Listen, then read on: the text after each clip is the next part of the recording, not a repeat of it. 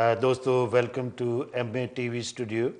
And this program is called Sathi Live, and we broadcast this program from 1 o'clock to 2 o'clock every Saturday. And ਅੱਜ ਦੋਸਤੋ ਮੇਰੇ ਕੋਲ ਜਿਹੜੇ ਮਹਿਮਾਨ ਹੈਗੇ ਨੇ ਉਹ ਨੋਟਿੰਗਹਮ ਤੋਂ ਆਏ ਨੇ। ਉਹਨਾਂ ਦਾ ਹੈਗਾ ਸੰਤੋਖ ਸਿੰਘ ਧਾਲੀਵਾਲ। ਸੰਤੋਖ Dhaliwal been living in this country for the last many years. He arrived in this country in 1962. He is a prominent Punjabi writer. He writes novels, short stories, articles, and also, of course, the poems. At the same time, he also works for the community, and he is in charge of Over 50 Club. Over 50 Club is in Nottingham, where the older people, obviously over the age of 50, they got their club. They got about 100 members, and they go out for sightseeing. They also get together, do the exercises, talk about various issues in the community. So let's welcome Santoਖ Dhaliwal. Santoਖ ji, ਸਾਡੇ studio ਵਿੱਚ ਤੁਹਾਡਾ ਸਵਾਗਤ ਹੈ। ਖੈਰ ਮਕਤਮ ਹੈ। ਸਾਥੀ ਸਾਹਿਬ ਬਹੁਤ ਬਹੁਤ ਤੁਹਾਡਾ ਸ਼ੁਕਰੀਆ।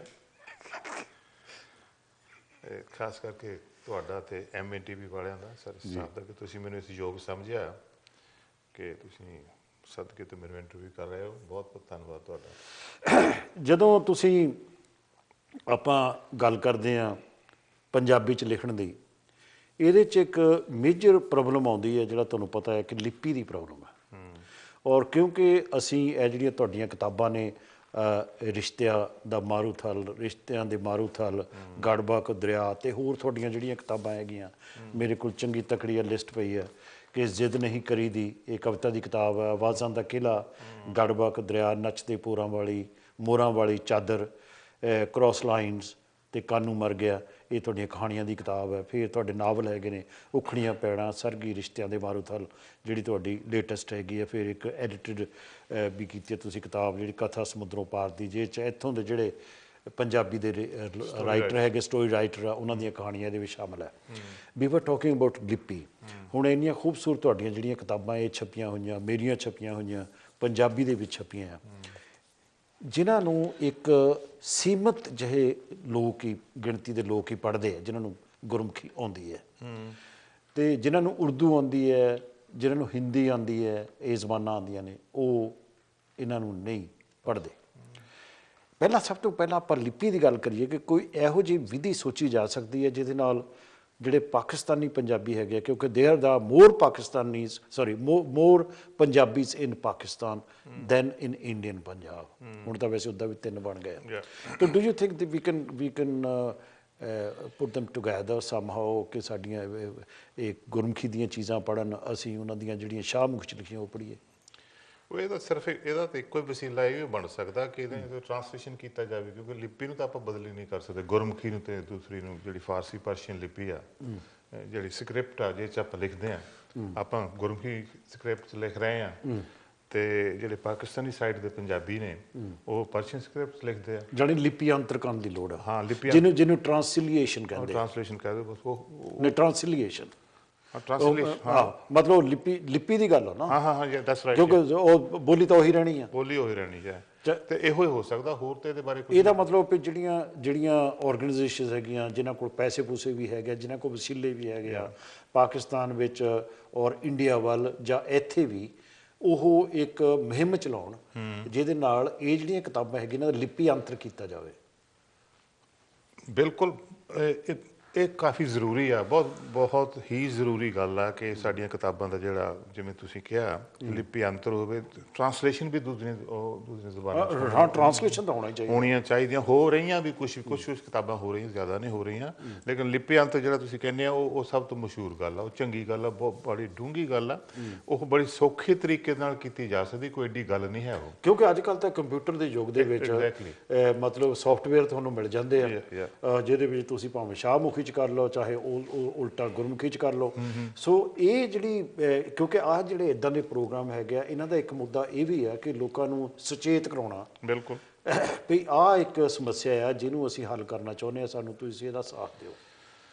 ਹਾਂ ਅਸੀਂ ਲੋਕਾਂ ਨੂੰ ਜੇ ਲੋਕਾਂ ਤੱਕ ਅਸੀਂ ਪਹੁੰਚ ਕਰੀਏ ਇਸ ਗੱਲ ਦੀ ਤਾਂ ਮੇਰਾ ਖਿਆਲ ਬਹੁਤ ਸਾਰੇ ਇਹ ਜਿਹੜੇ ਰਾਈਟਰਸ ਨੇ ਉਹ ਵੀ ਇਸ ਗੱਲ ਦੇ ਨਾਲ ਸਹਿਮਤ ਹੋਣਗੇ ਕਿ ਸਾਡੀਆਂ ਕਿਤਾਬਾਂ ਜਿਹੜੀਆਂ ਦੂਸਰੇ ਵੀ ਪੜ੍ਹਨ, ਦੂਜੀਆਂ ਲਿਪੀਆਂ ਵਾਲੇ ਵੀ ਪੜ੍ਹਨ। ਔਰ ਸੇਮ ਚੀਜ਼ ਜਾਂਦੀ ਹੈਗੀ ਹੈ ਹਿੰਦੀ ਜਿਹੜੇ ਜਾਣਨ ਵਾਲੇ, ਪੰਜਾਬੀ ਹਿੰਦੀ ਜਾਣਨ ਵਾਲੇ। ਹਾਂ ਬਿਲਕੁਲ। ਔਰ ਉਹ ਕਈ ਜਿਹੜੇ ਪੰਜਾਬੀ ਹੈਗੇ ਪੰਜਾਬੀ ਉਹ, ਪਰ ਉਹ ਹਿੰਦੀ ਜਾਣਦੇ, ਪੰਜਾਬੀ ਨਹੀਂ ਜਾਣਦੇ। ਬਿਲਕੁਲ ਉਹਨਾਂ ਨੂੰ ਸਗੋਂ ਨਾ ਇੱਕ ਮੈਂ ਤਾਂ ਕਹਿੰਦਾ ਕਿ ਇੱਕ ਮੋਰਲ ਇਸ਼ੂ ਵੀ ਆ ਕਿ ਤੁਸੀਂ ਤੁਹਾਡੀ ਜਿਹੜੀ ਮਾਤਰੀ ਜ਼ਬਾਨ ਆ ਜਿਸ 'ਚ ਤੁਸੀਂ ਗੱਲਾਂ ਕਰਦੇ ਹੋ ਉਹ ਉਸ ਗੱਲਾਂ ਕਰਨ ਵਾਲੀ ਲੈਂਗੁਏਜ ਦੀ ਲਿਪੀ ਨੂੰ ਵੀ ਸਿੱਖੋ।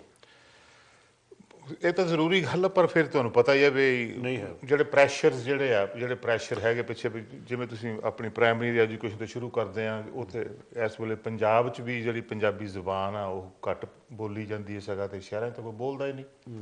ਤੇ ਉਹਨਾਂ ਨੇ ਫਿਰ ਲਿਪੀ ਕਦੋਂ ਸਿੱਖਣੀ ਹੈ, ਗੁਰਮੁਖੀ ਉਹਨੇ ਕਦੋਂ ਸਿੱਖਣੀ ਹੈ, ਤੇ ਬੋਲਦੇ ਨਹੀਂ ਜਦੋਂ। So basically it is the general prejudice ਕਿ ਵੀ ਪੰਜਾਬੀ ਨਹੀਂ ਸਿੱਖਣੀ ਤਾਂ ਨਹੀਂ ਸਿੱਖਣੀ।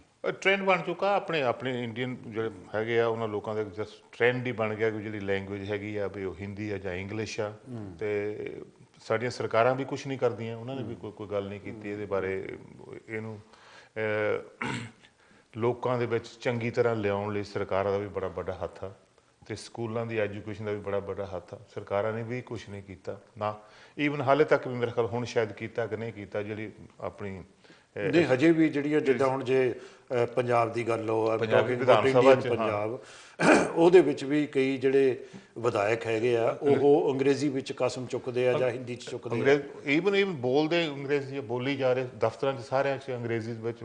ਔਰ ਤੁਸੀਂ ਹੈਰਾਨ ਹੋਵੋਗੇ ਦਿੱਤੇ ਜਾਂਦੇ ਆ ਯਾ ਤੁਸੀਂ ਉਹਨਾਂ ਦੀ ਜਿਹੜੀ ਕਚਹਿਰੀਆਂ ਦੀ ਜਿਹੜੀ ਲੈਂਗੁਏਜ ਆ ਨਾ ਉਹਦੇ ਵਿੱਚ ਉਰਦੂ ਦੇ ਉਹ ਪੁਰਾਣੇ ਅੰਗਰੇਜ਼ਾਂ ਦੇ ਵੇਲਿਆਂ ਦੇ ਸ਼ਬਦ ਹੀ ਹਜੇ ਤੇ ਪਾਏ ਹੋ ਆ ਜਿਹੜਾ ਲੋਕਾਂ ਨੂੰ ਪਤਾ ਨਹੀਂ ਵੀ ਮੁਵੱਕਲ ਫਾਰ ਐਗਜ਼ਾਮਪਲ ਕੀ ਹੁੰਦਾ। ਉਹ ਕਈ ਦਫਾ ਨਾ ਮੈਨੂੰ ਉਹ ਲੈ ਆਉਂਦੇ ਨੇ, ਜਿਵੇਂ ਨਾ ਉਥੋਂ ਬਣਾ ਕੇ ਲੈਣ ਦੀ ਰਾਹਦਾਰੀ ਬਣਾ ਲੈਂਦੀ ਜਾਂ ਕੁਛ ਬਣਾ ਲੈਂਦਾ, ਜਾਂ ਹੁੰਦਾ ਜਿਹੜਾ ਐਫੀਡੈਵਿਟ ਜਿਹਾ ਬਣਾਇਆ ਹੁੰਦਾ ਉਹ ਲਿਖਿਆ ਪੰਜਾਬੀ 'ਚ ਹੁੰਦਾ, ਲੇਕਿਨ ਲਫ਼ਜ਼ ਸਾਰੇ ਹੀ ਉਹਦੇ ਇੰਨੇ ਮੁਸ਼ਕਲ ਉਰਦੂ ਦੇ ਹੁੰਦੇ ਆ, ਪੁਰਾਣੇ ਜਿਹੜੇ ਚੱਲੇ ਆ ਰਹੇ ਆ। ਤੇ ਉਹ ਮੈਨੂੰ ਕਈ ਵਾਰੀ ਡਿਕਸ਼ਨਰੀ 'ਚ ਵੀ ਨਹੀਂ ਲੱਭਦੇ, ਫਿਰ ਕਿਸੇ ਬੰਦੇ ਨੂੰ ਫਾਰਸੀ ਪੜ੍ਹੇ ਉਹਨੂੰ ਫੜਨਾ ਪੈਂਦਾ, ਪਾਇਆ ਤਾਂ ਦੱਸੀ ਕੀ ਮਤਲਬ ਹੈ ਇਹਦਾ ਪੰਜਾਬੀ 'ਚ ਦੱਸ। ਬਿਲਕੁਲ ਠੀਕ ਹੈ, ਬਿਲਕੁਲ ਠੀਕ। ਤੇ ਹਾਲੇ ਤੱਕ ਵੀ ਉਹ ਚਲਾਈ ਜਾ ਰਿਹਾ, ਕੋਈ ਲਿਖਿਆ ਜ਼ਰੂਰ ਪੰਜਾਬੀ ਗੁਰਮੁਖੀ 'ਚ ਹੁੰਦਾ, ਤੇ ਲੇਕਿਨ ਜਿਹੜੀ ਉਹਦੀ ਜ਼ੁਬਾਨ ਆ ਉਹ ਪੰਜਾਬੀ ਨਹੀਂ ਹੁੰਦੀ।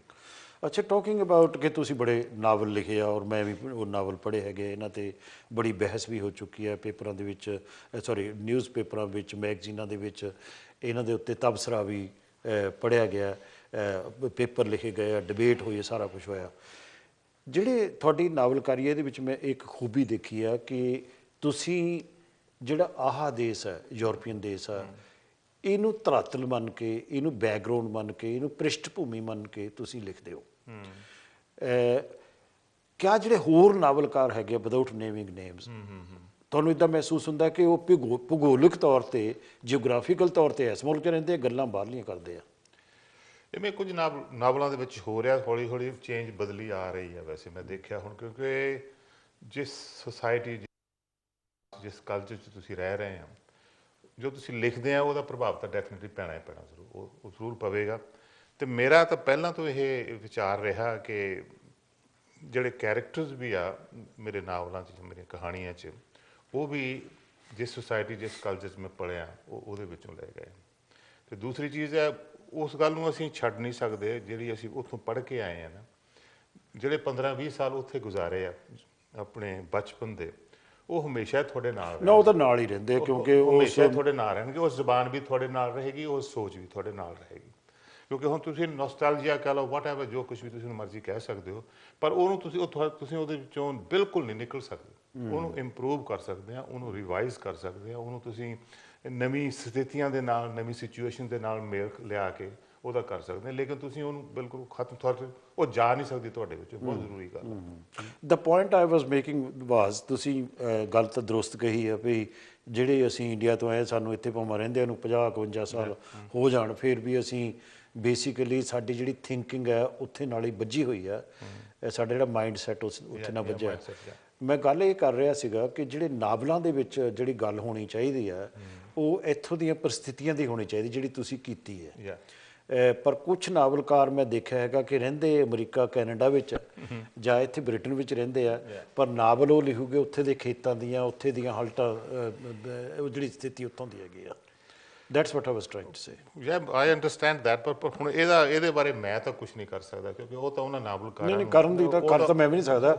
ਮੈਂ ਕਰਨ ਦੀ ਨਹੀਂ ਗੱਲ ਕਰ ਰਿਹਾ, ਮੈਂ ਕਹਿੰਦਾ ਮੈਂ we are making an observation yes ਹੋ ਰਿਹਾ ਕੰਮ। ਤੁਸੀਂ ਬਹੁਤ ਸਾਰੇ ਨਾਵਲ ਚੁੱਕ ਕੇ ਦੇਖੋ, ਉਹਨਾਂ ਦੇ ਵਿੱਚ ਉੱਥੋਂ ਦੀਆਂ ਜ਼ਮੀਨਾਂ, ਉੱਥੋਂ ਦੇ ਖੇਤ, ਉੱਥੇ ਸਾਰਾ ਕੁਝ ਬਦਲ ਚੁੱਕਾ। ਹੁਣ ਅਸੀਂ 50 ਸਾਲ ਜਿਹੜੇ ਪਹਿਲਾਂ 40 ਸਾਲ ਪਹਿਲਾਂ ਦੇ ਆਏ ਨਾ, ਉੱਥੋਂ ਸਾਰਾ ਕੁਝ ਬਦਲ ਚੁੱਕਾ। ਉਹ ਹਾਲੇ ਵੀ ਉਹੀ ਕੁਝ ਲਿਖੀ ਜਾ ਰਿਹਾ ਜਾਂ 50 ਸਾਲ ਪਹਿਲਾਂ ਸੀ। ਤੇ ਉਹ ਕਿੰਨਾ ਕੁ ਚਿਰ ਲਿਖਾਂਗੇ। ਹੁਣ ਮੈਨੂੰ ਯਾਦ ਆ ਗਿਆ ਕਿ ਆਈ ਇੰਟਰਵਿਊਡ ਪਾਸ਼। ਅੱਛਾ। ਉਹ ਪਾਸ਼ ਨਾਲ ਮੈਂ ਗੱਲਬਾਤ ਕਰ ਰਿਹਾ ਸੀਗਾ ਤਾਂ ਉਹ ਕਹਿੰਦਾ ਮੈਨੂੰ ਯਾਰ ਇੱਕ ਬੜਾ ਸ਼ਿਕਵਾ ਤੁਹਾਡੇ ਲੋਕਾਂ ਤੇ। ਮੈਂ ਕਿਹਾ ਕਰੋ ਜੀ। ਕਹਿੰਦੇ ਵੀ ਤੁਸੀਂ ਹਜੇ ਵੀ ਉਹ ਗੱਲ ਕਰੀ ਜਾਂਦੇ ਆ, ਚਰਸ ਚੱਲਦਾ ਹੁੰਦਾ, ਚਰਸ 'ਚ ਪਾਣੀ ਕੱਢਣ ਵਾਸਤੇ ਹਲਟ ਚੱਲਦੇ ਹੁੰਦੇ ਆ, ਬੇਲਣੇ ਚੱਲਦੇ ਹੁੰਦੇ ਆ।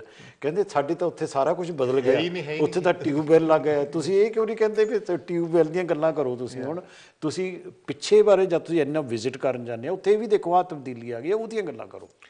ਕਿਉਂਕਿ ਮੇਰਾ ਜਿਹੜਾ ਸਰਗੀ ਨਾਵਲ ਸੀ ਨਾ, ਉਹਦੇ ਵਿੱਚ ਇੱਕ ਇਹੋ ਜਿਹੀ ਸਿਚੁਏਸ਼ਨ ਸੀ ਕਿ ਜਿੱਦਾਂ ਜਿਹੜੀ ਮਿਕਸ ਮੈਰਿਜਸ ਹੁੰਦੀਆਂ, ਉਹਨਾਂ ਦੇ ਜਿਹੜੇ ਬੱਚੇ ਆ ਉਹ 11-12% ਆ ਇਸ ਵੇਲੇ ਇੱਥੇ।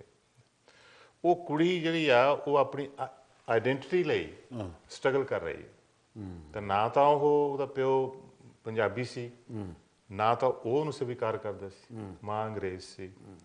ਸੋ ਇਸ ਕਰਕੇ ਉਹ ਆਈਡੀ, ਉਹਦੀ ਜਿਹੜੀ ਆਈਡੈਂਟਿਟੀ ਆ ਉਸ ਕੁੜੀ ਦੀ, ਉਹ ਕੁੜੀ ਇਹ ਟੋਲਦੀ ਰਹੀ ਆਪਣੇ ਸਾਰੇ ਦੋਨਾਂ ਪਰਿਵਾਰਾਂ 'ਚੋਂ ਔਰ ਸੁਸਾਇਟੀ 'ਚੋਂ, ਕਲਚਰ 'ਚੋਂ, ਜਿਹਨਾਂ ਨੂੰ ਵੀ ਮਿਲਦੀ ਸੀ। ਮੇਰਾ ਪਰਿਵਾਰ ਕੌਣ ਆ, ਮੈਂ ਕੌਣ ਆ, ਮੈਂ ਕੌਣ, ਮੈਂ ਪੰਜਾਬਣ ਆ ਜਾਂ ਮੈਂ ਹਿੰਦੁਸਤਾਨ ਨਾਲ ਪੰਜਾਬਣ ਆ ਜਾਂ ਮੈਂ ਅੰਗਰੇਜ਼ ਆ। ਜਾਣੀ ਉਹਨੂੰ ਆਪਣੀ ਆਈਡੈਂਟਿਟੀ ਦੀ ਤਲਾਸ਼ ਸੀ। ਹੁਣ ਇਹ ਬੜਾ ਵਧੀਆ ਵਿਸ਼ਾ, ਨਵਾਂ ਵਿਸ਼ਾ ਹੈ।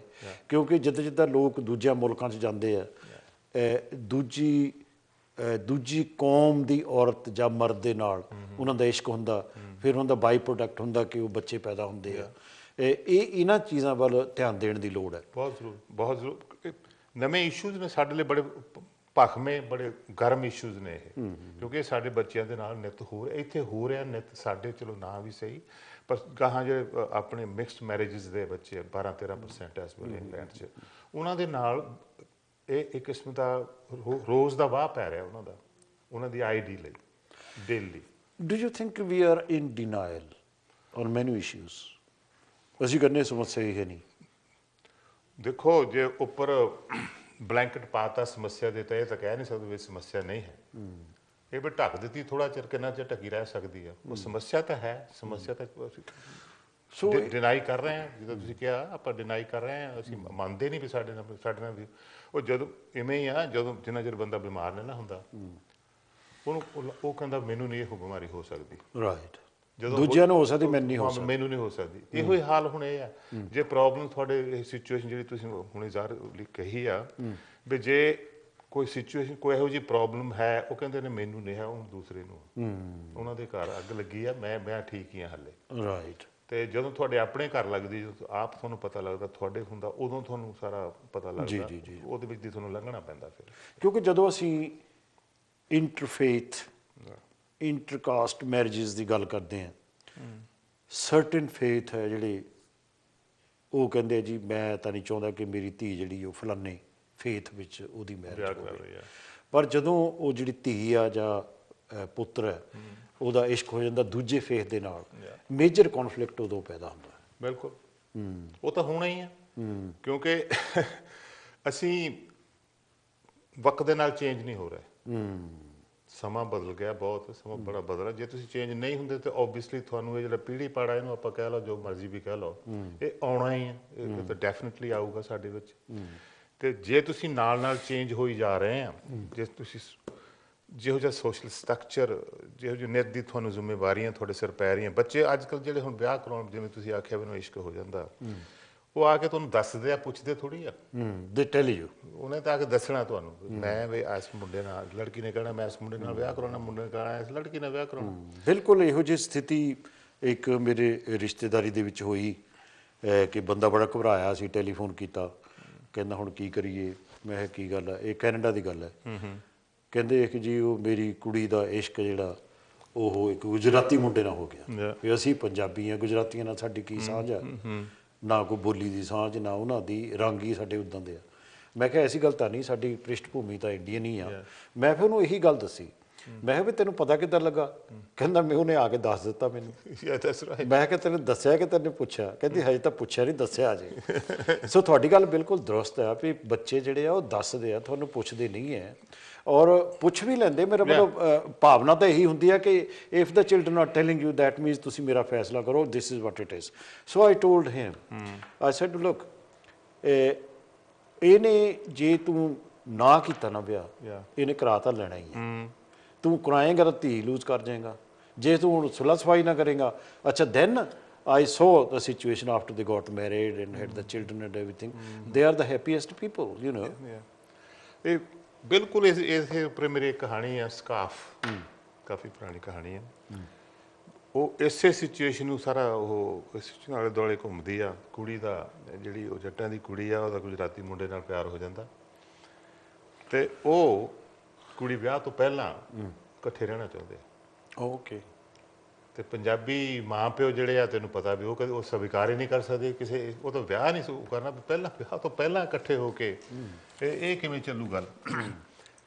ਤੇ ਅੰਤ ਨੂੰ ਕੁੜੀ ਚਲੇ ਜਾਂਦੀ ਘਰੋਂ ਵੀ ਮੈਂ ਤਾਂ ਜਾ ਕੇ ਰਹਿਣਾ। ਤੇ ਉਹ ਕੁੜੀ ਕਹਿੰਦੀ ਕਿ ਜਦੋਂ ਮੈਂ ਯੂਨੀਵਰਸਿਟੀ ਗਈ ਸੀ ਆਪਣੀ ਮਾਂ ਨੂੰ, ਵੀ ਤੁਸੀਂ ਮੈਨੂੰ ਇਹ ਕਹਿੰਦੇ ਸੀ ਵੀ ਅੱਛਾ ਪੁੱਤ ਵਿਆਹ ਕਰਵਾ ਲਈ ਪਰ ਕੋਈ ਇੰਡੀਅਨ ਮੁੰਡਾ ਹੋਵੇ। Now it is Indian. ਕਹਿੰਦੀ ਇਹ ਇੰਡੀਅਨ, ਉਹਨੂੰ ਕਹਿੰਦੇ ਵੀ ਕੋਈ ਇੰਡੀਅਨ ਥੋੜਾ, ਕਹਿੰਦੇ ਇਹ ਤਾਂ ਗੁਜਰਾਤੀ ਆ। ਹਾਂ। ਉਹ ਕਹਿੰਦੀ ਤੁਹਾਡਾ ਮਕਸਦ ਇੰਡੀਅਨ ਤੋਂ ਸੀ ਪੰਜਾਬੀ ਜੱਟਾਂ ਦਾ ਮੁੰਡਾ ਹੋਵੇ, ਨਾ ਕਿ ਇੰਡੀਅਨ ਮੁੰਡਾ ਹੋਵੇ। ਜੀ ਜੀ ਜੀ। ਸੋ ਇਹ ਸਿਚੁਏਸ਼ਨ ਜਿਹੜੀ ਆ ਰਹੀ ਹੈ ਪੀੜ੍ਹੀ, ਅਸੀਂ ਇਹਦੇ ਬਾਰੇ ਮੈਂ ਕਾਫੀ ਕੁਝ ਲਿਖਿਆ, ਕਈ ਕਹਾਣੀਆਂ ਦੇ ਵਿੱਚ। ਹੁਣ ਜਿੱਦਾਂ ਤੁਹਾਡੀ ਆਹ ਵੀ ਇੱਕ ਆ ਵੀ ਕਿਤਾਬ ਹੈਗੀ ਆ ਰਿਸ਼ਤਿਆਂ ਦੇ ਮਾਰੂਥਲ, Yeah. ਇਹਦੇ ਵਿੱਚ ਵੀ ਇੱਕ ਡਿਫਰੈਂਟ ਢੰਗ ਦੇ ਨਾਲ ਇਸ ਕਿਸਮ ਦੀਆਂ ਸਿਚੁਏਸ਼ਨਸ ਆ।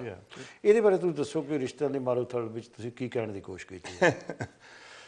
ਇਹਦੇ ਵਿੱਚ ਤਾਂ ਇੱਕ ਤਰਾਸਦੀ ਆ ਇੱਕ ਰਿਸ਼ਤਾ, ਕੁੜੀ ਜਿਹੜੀ ਆ ਇੰਡੀਆ ਤੋਂ ਆਉਂਦੀ ਆ, ਪੜ੍ਹੀ ਲਿਖੀ ਕੁੜੀ ਆ, ਰਿਸ਼ਤਾ ਗਲਤ ਹੋ ਜਾਂਦਾ ਜਿਵੇਂ ਆਪਣੇ ਮਾਂ ਪਿਓ ਉੱਥੇ ਕਰ ਦਿੰਦੇ ਆ। ਤੇ ਉਹ ਬੜਾ ਛੋਟਾ ਜਿਹਾ ਸੰਖੇਪ ਆ, ਉਹ ਲੰਬਾ ਨਹੀਂ ਕੀਤਾ ਮੈਂ ਉਸ ਨਾਵਲ 'ਚ, ਕਿਉਂਕਿ ਉਹ ਗੱਲ ਜਿਹੜੀ ਉਹ ਤਾਂ ਹੋ ਗਈ, ਉਹ ਤਾਂ ਹੋਣੀ ਕਰਨੀ ਹੋ ਗਈ ਜਿਵੇਂ ਹੋ ਗਈ। ਤੇ ਇੱਥੇ ਆ ਕੇ ਫਿਰ ਉਹਦੀ ਰਿਹਾਇਸ਼ ਜਿਹੜੀ ਉਹ ਕਿਵੇਂ ਰਹਿੰਦੀ ਹੈ, ਕਿਵੇਂ ਆਪਣੇ ਆਪ ਨੂੰ ਉਹ ਬਦਲਣਾ ਚਾਹੁੰਦੀ ਆ। ਉਹ ਮੁਹੱਬਤ ਚਾਹੁੰਦੀ ਹੈ, ਮੁਹੱਬਤ ਉਹਨੂੰ ਮਿਲ ਨਹੀਂ ਰਹੀ, ਪਿਆਰ ਚਾਹੁੰਦੀ, ਪਿਆਰ ਉਹਨੂੰ ਮਿਲ ਨਹੀਂ ਰਿਹਾ। ਤੇ ਇਸ ਕਰਕੇ ਫਿਰ ਉਹ ਰਿਸ਼ਤੇ ਹੋਰ ਵੀ ਗੰਢਦੀ ਆ, ਸੈਕਸ਼ੂਅਲ ਰਿਸ਼ਤੇ ਵੀ ਇਨਵੋਲਵ ਹੁੰਦੇ ਆ, ਉਹ ਕੁਦਰਤੀ ਗੱਲ ਆ। ਤੇ ਇਹ ਵੀ ਇੱਕ ਕਿਸਮ ਦੀ ਉਹ ਆਪਣੀ ਆਈਡੀ ਟੋਲਦੀ ਆ। ਰਾਈਟ। ਇਹ ਜਿਹੜੀ ਤੁਸੀਂ ਗੱਲ ਕੀਤੀ, ਜੇ ਤੋਂ ਇਹ ਸ਼ੁਰੂ ਹੁੰਦਾ ਇਹ ਨਾਵਲ, ਕਿਉਂਕਿ ਮੈਂ ਪੜ੍ਹਿਆ ਵੀ ਇਹ, ਕਿ ਜੇ ਤੋਂ ਇਹ ਸ਼ੁਰੂ ਹੁੰਦਾ ਹੈਗਾ ਉਹ ਡਿਫਰੈਂਟ ਢੰਗ ਨਾਲ ਹੁੰਦਾ, ਪਰ ਇਵੈਂਚੁਅਲੀ ਯੂ ਡਿਸਕਲੋਜ਼ ਕਿ ਉਹ ਕੁੜੀ ਆਈ ਸੀ ਇੰਡੀਆ ਤੋਂ, ਫਿਰ ਉਹਨਾਂ ਜਿਹੜਾ ਇਹ ਰੁਝਾਨ ਹੈ ਇੰਡੀਅਨ ਔਰ ਪਾਕਿਸਤਾਨੀ ਸੁਸਾਇਟੀ ਦੇ ਵਿੱਚ ਕਿ ਜੀ ਕੁੜੀ ਜਵਾਨ ਹੋਈ ਹੈ ਤਾਂ ਇਹ ਤਾਂ ਚਲੋ ਇੰਡੀਆ 'ਚ ਵਿਆਹ ਕਰ ਦਿੰਦੇ ਆ, ਮੁੰਡਾ ਜਵਾਨ ਹੋਇਆ ਚਲੋ ਜੀ ਇਹਦਾ ਵਿਆਹ ਇੰਡੀਆ ਵਿੱਚ ਕਰ ਦਿੰਦੇ ਆ। ਇਹਦੇ ਪਿੱਛੇ ਇਮੀਗ੍ਰੇਸ਼ਨ ਦੀ ਭਾਵਨਾ ਹੁੰਦੀ ਹੈ ਜਾਂ ਇਗਨੋਰੈਂਸ ਦੀ ਭਾਵਨਾ ਹੁੰਦੀ ਹੈ, ਜਦ ਮਾਪੇ ਸੋਚਦੇ ਨਹੀਂ ਵੀ how will they adjust in this country? ਤੁਹਾਡਾ ਮਤਲਬ ਇੱਥੋਂ ਦੇ ਜੰਮੇ ਪਲੇ ਉੱਥੇ ਜਾ ਕੇ ਵਿਆਹ ਕਰਾਉਂਦੇ ਜਿਹੜੇ? Yes.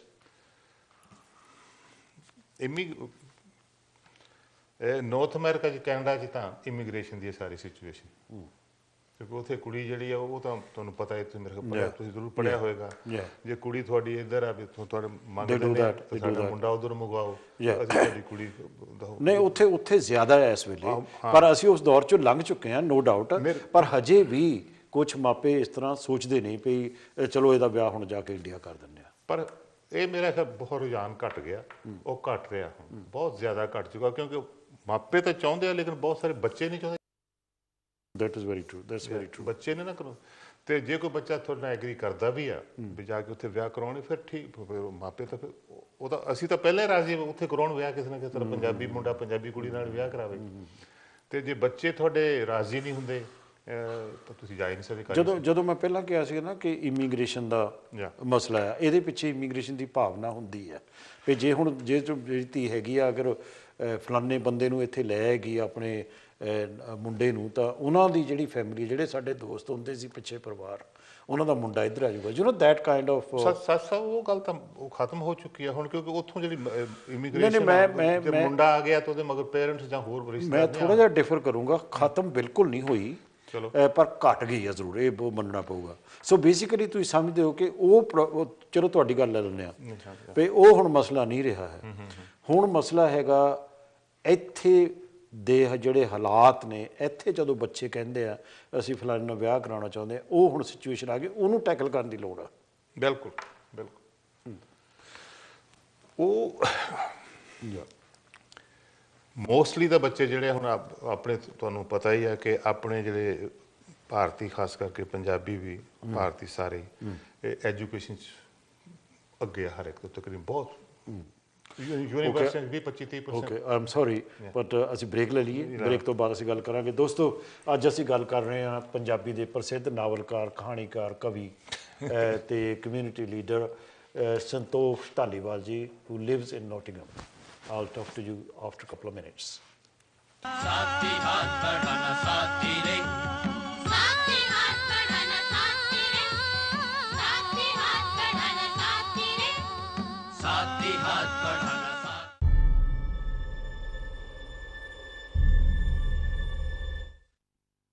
Leica Mobile is giving you fantastic rates to call India. You can now call India landlines and mobiles for 1p per minute to keep in touch with your family and friends. And that's not all. Leica Mobile is also giving you unlimited free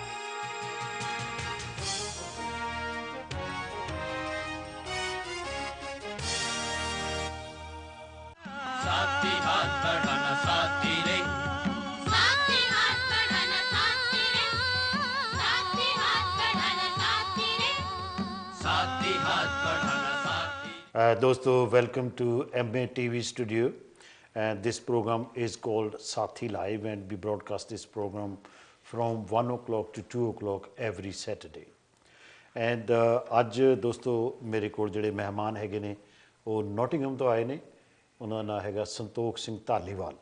Santokh Dhaliwal been living in this country for the last many years. He arrived in this country in 1962.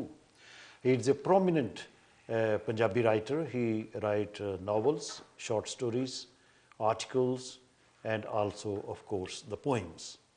At the same time, he also works for the community, and he is in charge of Over 50 Club.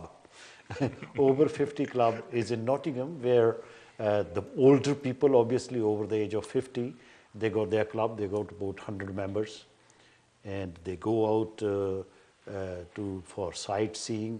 They also get together, do the exercises, talk about various issues in the community.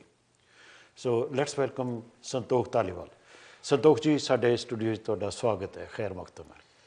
ਸਾਥੀ ਸਾਹਿਬ, ਬਹੁਤ ਬਹੁਤ ਤੁਹਾਡਾ ਸ਼ੁਕਰੀਆ, ਖਾਸ ਕਰਕੇ ਤੁਹਾਡਾ ਤੇ MA TV ਵਾਲਿਆਂ ਦਾ ਸਰ ਸਾਹਿਬ ਦਾ, ਕਿ ਤੁਸੀਂ ਮੈਨੂੰ ਇਸ ਯੋਗ ਸਮਝਿਆ ਕਿ ਤੁਸੀਂ ਸਦਕੇ ਤੇ ਮੈਨੂੰ ਇੰਟਰਵਿਊ ਕਰ ਰਹੇ ਹੋ। ਬਹੁਤ ਬਹੁਤ ਧੰਨਵਾਦ ਤੁਹਾਡਾ। ਜਦੋਂ ਤੁਸੀਂ ਆਪਾਂ ਗੱਲ ਕਰਦੇ ਹਾਂ ਪੰਜਾਬੀ 'ਚ ਲਿਖਣ ਦੀ, ਇਹਦੇ 'ਚ ਇੱਕ ਮੇਜਰ ਪ੍ਰੋਬਲਮ ਆਉਂਦੀ ਹੈ, ਜਿਹੜਾ ਤੁਹਾਨੂੰ ਪਤਾ ਹੈ ਕਿ ਲਿਪੀ ਦੀ ਪ੍ਰੋਬਲਮ ਹੈ। ਔਰ ਕਿਉਂਕਿ ਅਸੀਂ ਇਹ ਜਿਹੜੀਆਂ ਤੁਹਾਡੀਆਂ ਕਿਤਾਬਾਂ ਨੇ, ਰਿਸ਼ਤਿਆਂ ਦਾ ਮਾਰੂਥਲ, ਰਿਸ਼ਤਿਆਂ ਦੇ ਮਾਰੂਥਲ, ਗੜਬਕ ਦਰਿਆ, ਅਤੇ ਹੋਰ ਤੁਹਾਡੀਆਂ ਜਿਹੜੀਆਂ ਕਿਤਾਬਾਂ ਹੈਗੀਆਂ, ਮੇਰੇ ਕੋਲ ਚੰਗੀ ਤਕੜੀ ਲਿਸਟ ਪਈ ਹੈ ਕਿ ਜ਼ਿੱਦ ਨਹੀਂ ਕਰੀ ਦੀ, ਇਹ ਕਵਿਤਾ ਦੀ ਕਿਤਾਬ ਹੈ। ਆਵਾਜ਼ਾਂ ਦਾ ਕਿਲ੍ਹਾ, ਗੜਬਕ ਦਰਿਆ, ਨੱਚਦੇ ਪੋਰਾਂ ਵਾਲੀ, ਮੋਰਾਂ ਵਾਲੀ ਚਾਦਰ, ਕ੍ਰੋਸ ਲਾਈਨਸ ਅਤੇ ਕਾਨੂੰ ਮਰ ਗਿਆ, ਇਹ ਤੁਹਾਡੀਆਂ ਕਹਾਣੀਆਂ ਦੀ ਕਿਤਾਬ ਹੈ। ਫਿਰ ਤੁਹਾਡੇ ਨਾਵਲ ਹੈਗੇ ਨੇ, ਉਖੜੀਆਂ ਪੈੜਾਂ, ਸਰਗੀ, ਰਿਸ਼ਤਿਆਂ ਦੇ ਮਾਰੂਥਲ, ਜਿਹੜੀ ਤੁਹਾਡੀ ਲੇਟੈਸਟ ਹੈਗੀ ਹੈ। ਫਿਰ ਇੱਕ ਐਡੀਟਡ ਵੀ ਕੀਤੀ ਹੈ ਤੁਸੀਂ ਕਿਤਾਬ, ਜਿਹੜੀ ਕਥਾ ਸਮੁੰਦਰੋਂ ਪਾਰ ਦੀ, ਜਿਹਦੇ 'ਚ ਇੱਥੋਂ ਦੇ ਜਿਹੜੇ ਪੰਜਾਬੀ ਦੇ ਰਾਈਟਰ ਹੈਗੇ, ਸਟੋਰੀ ਰਾਈਟਰ ਆ, ਉਹਨਾਂ ਦੀਆਂ ਕਹਾਣੀਆਂ ਇਹਦੇ ਵਿੱਚ ਸ਼ਾਮਲ ਹੈ। ਵੀ ਵਰ ਟਾਕਿੰਗ ਅਬਾਊਟ ਲਿਪੀ। ਹੁਣ ਇੰਨੀਆਂ ਖੂਬਸੂਰਤ ਤੁਹਾਡੀਆਂ ਜਿਹੜੀਆਂ ਕਿਤਾਬਾਂ ਇਹ ਛਪੀਆਂ ਹੋਈਆਂ, ਮੇਰੀਆਂ ਛਪੀਆਂ ਹੋਈਆਂ, ਪੰਜਾਬੀ ਦੇ ਵਿੱਚ ਛਪੀਆਂ ਆ, ਜਿਨ੍ਹਾਂ ਨੂੰ ਇੱਕ ਸੀਮਤ ਜਿਹੇ ਲੋਕ ਹੀ, ਗਿਣਤੀ ਦੇ ਲੋਕ ਹੀ ਪੜ੍ਹਦੇ ਆ, ਜਿਨ੍ਹਾਂ ਨੂੰ ਗੁਰਮੁਖੀ ਆਉਂਦੀ ਹੈ, ਅਤੇ ਜਿਨ੍ਹਾਂ ਨੂੰ ਉਰਦੂ ਆਉਂਦੀ ਹੈ, ਜਿਨ੍ਹਾਂ ਨੂੰ ਹਿੰਦੀ ਆਉਂਦੀ ਹੈ, ਇਹ ਜ਼ਬਾਨਾਂ ਆਉਂਦੀਆਂ ਨੇ, ਉਹ ਇਹਨਾਂ ਨੂੰ ਨਹੀਂ ਪੜ੍ਹਦੇ। ਪਹਿਲਾਂ, ਸਭ ਤੋਂ ਪਹਿਲਾਂ ਆਪਾਂ ਲਿਪੀ ਦੀ ਗੱਲ ਕਰੀਏ ਕਿ ਕੋਈ ਇਹੋ ਜਿਹੀ ਵਿਧੀ ਸੋਚੀ ਜਾ ਸਕਦੀ ਹੈ ਜਿਹਦੇ ਨਾਲ ਜਿਹੜੇ ਪਾਕਿਸਤਾਨੀ ਪੰਜਾਬੀ ਹੈਗੇ ਆ, ਕਿਉਂਕਿ there the more Pakistanis, sorry more Punjabis in Pakistan than in Indian Punjab. ਹੁਣ ਤਾਂ ਵੈਸੇ ਉੱਦਾਂ ਵੀ 3 ਬਣ ਗਏ। ਤਾਂ do you think we can put them together somehow, ਕਿ ਸਾਡੀਆਂ ਇਹ ਗੁਰਮੁਖੀ ਦੀਆਂ ਚੀਜ਼ਾਂ ਪੜ੍ਹਨ, ਅਸੀਂ ਉਹਨਾਂ ਦੀਆਂ ਜਿਹੜੀਆਂ ਸ਼ਾਹਮੁਖ 'ਚ ਲਿਖੀਆਂ ਉਹ ਪੜ੍ਹੀਏ? ਉਹ ਇਹਦਾ ਸਿਰਫ ਇਹਦਾ ਤਾਂ ਇੱਕੋ ਹੀ ਵਸੀਲਾ ਇਹ ਵੀ ਬਣ ਸਕਦਾ ਕਿ ਇਹਦੇ ਟ੍ਰਾਂਸਲੇਸ਼ਨ ਕੀਤਾ ਜਾਵੇ, ਕਿਉਂਕਿ ਲਿਪੀ ਨੂੰ ਤਾਂ ਆਪਾਂ ਬਦਲ ਹੀ ਨਹੀਂ ਕਰ ਸਕਦੇ। ਗੁਰਮੁਖੀ ਨੂੰ ਤੇ ਦੂਸਰੀ ਨੂੰ ਜਿਹੜੀ ਫਾਰਸੀ ਪਰਸ਼ੀਅਨ ਲਿਪੀ ਆ, ਜਿਹੜੀ ਸਕ੍ਰਿਪਟ ਆ, ਜੇ ਚ ਆਪਾਂ ਲਿਖਦੇ ਆ, ਆਪਾਂ ਗੁਰਮੁਖੀ ਸਕ੍ਰਿਪਟ 'ਚ ਲਿਖ ਰਹੇ ਆ, ਤੇ ਜਿਹੜੇ ਪਾਕਿਸਤਾਨੀ ਸਾਈਡ ਦੇ ਪੰਜਾਬੀ ਨੇ ਉਹ ਪਰਸ਼ੀਅਨ ਸਕ੍ਰਿਪਟ ਲਿਖਦੇ ਆ। ਜਾਣੀ ਲਿਪੀ ਅੰਤਰ ਕਰਨ ਦੀ ਲੋੜ ਹੈ। ਹਾਂ, ਲਿਪੀ ਜਿਹਨੂੰ ਟ੍ਰਾਂਸਲੇਸ਼ਨ ਕਹਿੰਦੇ ਆ। ਟ੍ਰਾਂਸਲੇਸ਼ਨ ਕਰਦੇ ਬਸ ਉਹ ਨਹੀਂ, ਟ੍ਰਾਂਸਲੇਸ਼ਨ ਟ੍ਰਾਂਸਲੇਸ਼ਨ। ਹਾਂ, ਮਤਲਬ ਲਿਪੀ ਦੀ ਗੱਲ ਆ ਨਾ। ਹਾਂ, ਦੈਟਸ ਰਾਈਟ। ਕਿਉਂਕਿ ਉਹ ਬੋਲੀ ਤਾਂ ਉਹੀ ਰਹਿਣੀ ਆ, ਬੋਲੀ ਉਹੀ ਰਹਿਣੀ ਹੈ, ਤੇ ਇਹੋ ਹੀ ਹੋ ਸਕਦਾ। ਹੋਰ ਤੇ ਇਹਦੇ ਬਾਰੇ ਇਹਦਾ ਮਤਲਬ ਵੀ ਜਿਹੜੀਆਂ ਆਰਗੇਨਾਈਜੇਸ਼ਨਸ ਹੈਗੀਆਂ, ਜਿਨ੍ਹਾਂ ਕੋਲ ਪੈਸੇ ਪੂਸੇ ਵੀ ਹੈਗੇ, ਜਿਨ੍ਹਾਂ ਕੋਲ ਵਸੀਲੇ ਵੀ ਹੈਗੇ ਆ, ਪਾਕਿਸਤਾਨ ਵਿੱਚ ਔਰ ਇੰਡੀਆ ਵੱਲ ਜਾਂ ਇੱਥੇ ਵੀ, ਉਹ ਇੱਕ ਮੁਹਿੰਮ ਚਲਾਉਣ ਜਿਹਦੇ ਨਾਲ ਇਹ ਜਿਹੜੀਆਂ ਕਿਤਾਬਾਂ ਹੈਗੀਆਂ ਇਹਨਾਂ ਦਾ ਲਿਪੀ ਅੰਤਰ ਕੀਤਾ ਜਾਵੇ। ਬਿਲਕੁਲ, ਇਹ ਕਾਫੀ ਜ਼ਰੂਰੀ ਆ, ਬਹੁਤ ਹੀ ਜ਼ਰੂਰੀ ਗੱਲ ਆ ਕਿ ਸਾਡੀਆਂ ਕਿਤਾਬਾਂ ਦਾ ਜਿਹੜਾ, ਜਿਵੇਂ ਤੁਸੀਂ ਕਿਹਾ, ਲਿਪੀ ਅੰਤਰ ਹੋਵੇ। ਟ੍ਰਾਂਸਲੇਸ਼ਨ ਵੀ ਦੂਸਰੀਆਂ ਜ਼ੁਬਾਨਾਂ 'ਚ ਹਾਂ, ਟ੍ਰਾਂਸਲੇਸ਼ਨ ਤਾਂ ਹੋਣਾ ਹੀ ਚਾਹੀਦਾ, ਹੋਣੀਆਂ ਚਾਹੀਦੀਆਂ। ਹੋ ਰਹੀਆਂ ਵੀ ਕੁਛ ਕਿਤਾਬਾਂ ਹੋ ਰਹੀਆਂ, ਜ਼ਿਆਦਾ ਨਹੀਂ ਹੋ ਰਹੀਆਂ, ਲੇਕਿਨ ਲਿਪੀ ਅੰਤਰ ਜਿਹੜਾ ਤੁਸੀਂ ਕਹਿੰਦੇ ਆ ਉਹ ਸਭ ਤੋਂ ਮਸ਼ਹੂਰ ਗੱਲ ਆ, ਉਹ ਚੰਗੀ ਗੱਲ ਆ, ਬਹੁਤ ਬੜੀ ਡੂੰਘੀ ਗੱਲ ਆ।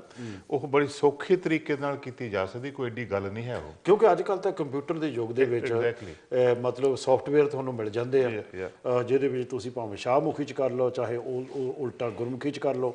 ਸੋ ਇਹ ਜਿਹੜੀ, ਕਿਉਂਕਿ ਆਹ ਜਿਹੜੇ ਇਦਾਂ ਦੇ ਪ੍ਰੋਗਰਾਮ ਹੈਗੇ ਆ, ਇਹਨਾਂ ਦਾ ਇੱਕ ਮੁੱਦਾ ਇਹ ਵੀ ਆ ਕਿ ਲੋਕਾਂ ਨੂੰ ਸੁਚੇਤ ਕਰਾਉਣਾ। ਬਿਲਕੁਲ, ਵੀ ਆਹ ਇੱਕ ਸਮੱਸਿਆ ਆ ਜਿਹਨੂੰ ਅਸੀਂ ਹੱਲ ਕਰਨਾ ਚਾਹੁੰਦੇ ਆ, ਸਾਨੂੰ ਤੁਸੀਂ ਇਹਦਾ ਸਾਥ ਦਿਓ। ਹਾਂ, ਅਸੀਂ ਲੋਕਾਂ ਨੂੰ, ਜੇ ਲੋਕਾਂ ਤੱਕ ਅਸੀਂ ਪਹੁੰਚ ਕਰੀਏ ਇਸ ਗੱਲ ਦੀ, ਤਾਂ ਮੇਰਾ ਖਿਆਲ ਬਹੁਤ ਸਾਰੇ ਜਿਹੜੇ ਰਾਈਟਰਸ ਨੇ ਉਹ ਵੀ ਇਸ ਗੱਲ ਦੇ ਨਾਲ ਸਹਿਮਤ ਹੋਣਗੇ ਕਿ ਸਾਡੀਆਂ ਕਿਤਾਬਾਂ ਜਿਹੜੀਆਂ ਦੂਸਰੇ ਵੀ ਪੜ੍ਹਨ, ਦੂਜੀਆਂ ਲਿਪੀਆਂ ਵਾਲੇ ਵੀ ਪੜ੍ਹਨ। ਔਰ ਸੇਮ ਚੀਜ਼ ਜਾਂਦੀ ਹੈਗੀ ਹੈ ਹਿੰਦੀ ਜਿਹੜੇ ਜਾਣਨ ਵਾਲੇ, ਪੰਜਾਬੀ ਹਿੰਦੀ ਜਾਣਨ ਵਾਲੇ। ਹਾਂ, ਬਿਲਕੁਲ। ਔਰ ਉਹ ਕਈ ਜਿਹੜੇ ਪੰਜਾਬੀ ਹੈਗੇ, ਪੰਜਾਬੀ ਉਹ, ਪਰ ਉਹ ਹਿੰਦੀ ਜਾਣਦੇ, ਪੰਜਾਬੀ ਨਹੀਂ ਜਾਣਦੇ। ਬਿਲਕੁਲ, ਉਹਨਾਂ ਨੂੰ ਸਗੋਂ ਨਾ ਇੱਕ, ਮੈਂ ਤਾਂ ਕਹਿੰਦਾ ਕਿ ਇੱਕ ਮੋਰਲ ਇਸ਼ੂ ਵੀ ਆ ਕਿ ਤੁਸੀਂ ਤੁਹਾਡੀ ਜਿਹੜੀ ਮਾਤਰੀ ਜ਼ਬਾਨ ਆ, ਜਿਸ 'ਚ ਤੁਸੀਂ ਗੱਲਾਂ ਕਰਦੇ ਹੋ, ਉਹ ਉਸ ਗੱਲਾਂ ਕਰਨ ਵਾਲੀ ਲੈਂਗੁਏਜ ਦੀ ਲਿਪੀ ਨੂੰ ਵੀ ਸਿੱਖੋ।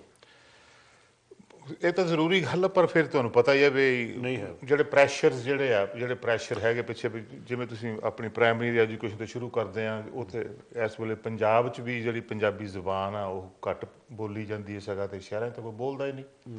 ਤੇ ਉਹਨਾਂ ਨੇ ਫਿਰ ਲਿਪੀ ਕਦੋਂ ਸਿੱਖਣੀ ਹੈ, ਗੁਰਮੁਖੀ ਉਹਨੇ ਕਦੋਂ ਸਿੱਖਣੀ ਹੈ, ਤੇ ਬੋਲਦੇ ਨਹੀਂ ਜਦੋਂ। So basically it is the general prejudice ਕਿ ਵੀ ਪੰਜਾਬੀ ਨਹੀਂ ਸਿੱਖਣੀ ਤਾਂ ਨਹੀਂ ਸਿੱਖਣੀ।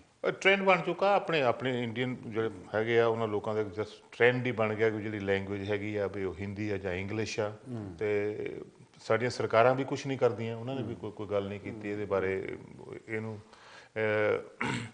ਲੋਕਾਂ ਦੇ ਵਿੱਚ ਚੰਗੀ ਤਰ੍ਹਾਂ ਲਿਆਉਣ ਲਈ ਸਰਕਾਰਾਂ ਦਾ ਵੀ ਬੜਾ ਵੱਡਾ ਹੱਥ ਆ, ਤੇ ਸਕੂਲਾਂ ਦੀ ਐਜੂਕੇਸ਼ਨ ਦਾ ਵੀ ਬੜਾ ਵੱਡਾ ਹੱਥ ਆ। ਸਰਕਾਰਾਂ ਨੇ ਵੀ ਕੁਛ ਨਹੀਂ ਕੀਤਾ ਨਾ, ਈਵਨ ਹਾਲੇ ਤੱਕ ਵੀ ਮੇਰੇ ਖਿਆਲ ਹੁਣ ਸ਼ਾਇਦ ਕੀਤਾ ਕਿ ਨਹੀਂ ਕੀਤਾ। ਜਿਹੜੀ ਆਪਣੀ ਨਹੀਂ, ਹਜੇ ਵੀ ਜਿਹੜੀ ਜਿੱਦਾਂ ਹੁਣ ਜੇ ਪੰਜਾਬ ਦੀ ਗੱਲ ਹੋ, ਪੰਜਾਬੀ ਵਿਧਾਨ ਸਭਾ 'ਚ ਪੰਜਾਬ, ਉਹਦੇ ਵਿੱਚ ਵੀ ਕਈ ਜਿਹੜੇ ਵਿਧਾਇਕ ਹੈਗੇ ਆ ਉਹ ਅੰਗਰੇਜ਼ੀ ਵਿੱਚ ਕਸਮ ਚੁੱਕਦੇ ਆ ਜਾਂ ਹਿੰਦੀ 'ਚ ਚੁੱਕਦੇ ਆ।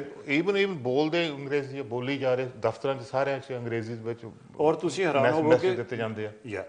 ਅਬ ਤੁਸੀਂ ਉਹਨਾਂ ਦੀ ਜਿਹੜੀ ਕਚਹਿਰੀਆਂ ਦੀ ਜਿਹੜੀ ਲੈਂਗੁਏਜ ਆ ਨਾ, ਉਹਦੇ ਵਿੱਚ ਉਰਦੂ ਦੇ ਉਹ ਪੁਰਾਣੇ ਅੰਗਰੇਜ਼ਾਂ ਦੇ ਵੇਲਿਆਂ ਦੇ ਸ਼ਬਦ ਹੀ ਹਜੇ ਤੇ ਪਾਏ ਹੋ ਆ, ਜਿਹੜਾ ਲੋਕਾਂ ਨੂੰ ਪਤਾ ਨਹੀਂ ਵੀ ਮੁਵੱਕਲ ਫਾਰ ਐਗਜ਼ਾਮਪਲ ਕੀ ਹੁੰਦਾ। ਉਹ ਕਈ ਦਫਾ ਨਾ ਮੈਨੂੰ ਉਹ ਲੈ ਆਉਂਦੇ ਨੇ, ਜਿਵੇਂ ਨਾ ਉਥੋਂ ਬਣਾ ਕੇ ਲੈਣ ਦੀ, ਰਾਹਦਾਰੀ ਬਣਾ ਲੈਂਦੀ ਜਾਂ ਕੁਛ ਬਣਾ ਲੈਂਦਾ, ਜਾਂ ਹੁੰਦਾ ਜਿਹੜਾ ਐਫੀਡੈਵਿਟ ਜਿਹਾ ਬਣਾਇਆ ਹੁੰਦਾ, ਉਹ ਲਿਖਿਆ ਪੰਜਾਬੀ 'ਚ ਹੁੰਦਾ, ਲੇਕਿਨ ਲਫ਼ਜ਼ ਸਾਰੇ ਹੀ ਉਹਦੇ ਇੰਨੇ ਮੁਸ਼ਕਲ ਉਰਦੂ ਦੇ ਹੁੰਦੇ ਆ, ਪੁਰਾਣੇ ਜਿਹੜੇ ਚੱਲੇ ਆ ਰਹੇ ਆ। ਤੇ ਉਹ ਮੈਨੂੰ ਕਈ ਵਾਰੀ ਡਿਕਸ਼ਨਰੀ 'ਚ ਵੀ ਨਹੀਂ ਲੱਭਦੇ, ਫਿਰ ਕਿਸੇ ਬੰਦੇ ਨੂੰ ਫਾਰਸੀ ਪੜ੍ਹੇ ਉਹਨੂੰ ਫੜਨਾ ਪੈਂਦਾ, ਪਾਇਆ ਤਾਂ ਦੱਸੀ ਕੀ ਮਤਲਬ ਹੈ ਇਹਦਾ, ਪੰਜਾਬੀ 'ਚ ਦੱਸ। ਬਿਲਕੁਲ ਠੀਕ ਹੈ, ਬਿਲਕੁਲ ਠੀਕ ਹੈ। ਤੇ ਹਾਲੇ ਤੱਕ ਵੀ ਉਹ ਚਲਾਈ ਜਾ ਰਿਹਾ, ਕੋਈ ਲਿਖਿਆ ਜ਼ਰੂਰ ਪੰਜਾਬੀ ਗੁਰਮੁਖੀ 'ਚ ਹੁੰਦਾ, ਤੇ ਲੇਕਿਨ ਜਿਹੜੀ ਉਹਦੀ ਜ਼ਬਾਨ ਆ ਉਹ ਪੰਜਾਬੀ ਨਹੀਂ ਹੁੰਦੀ।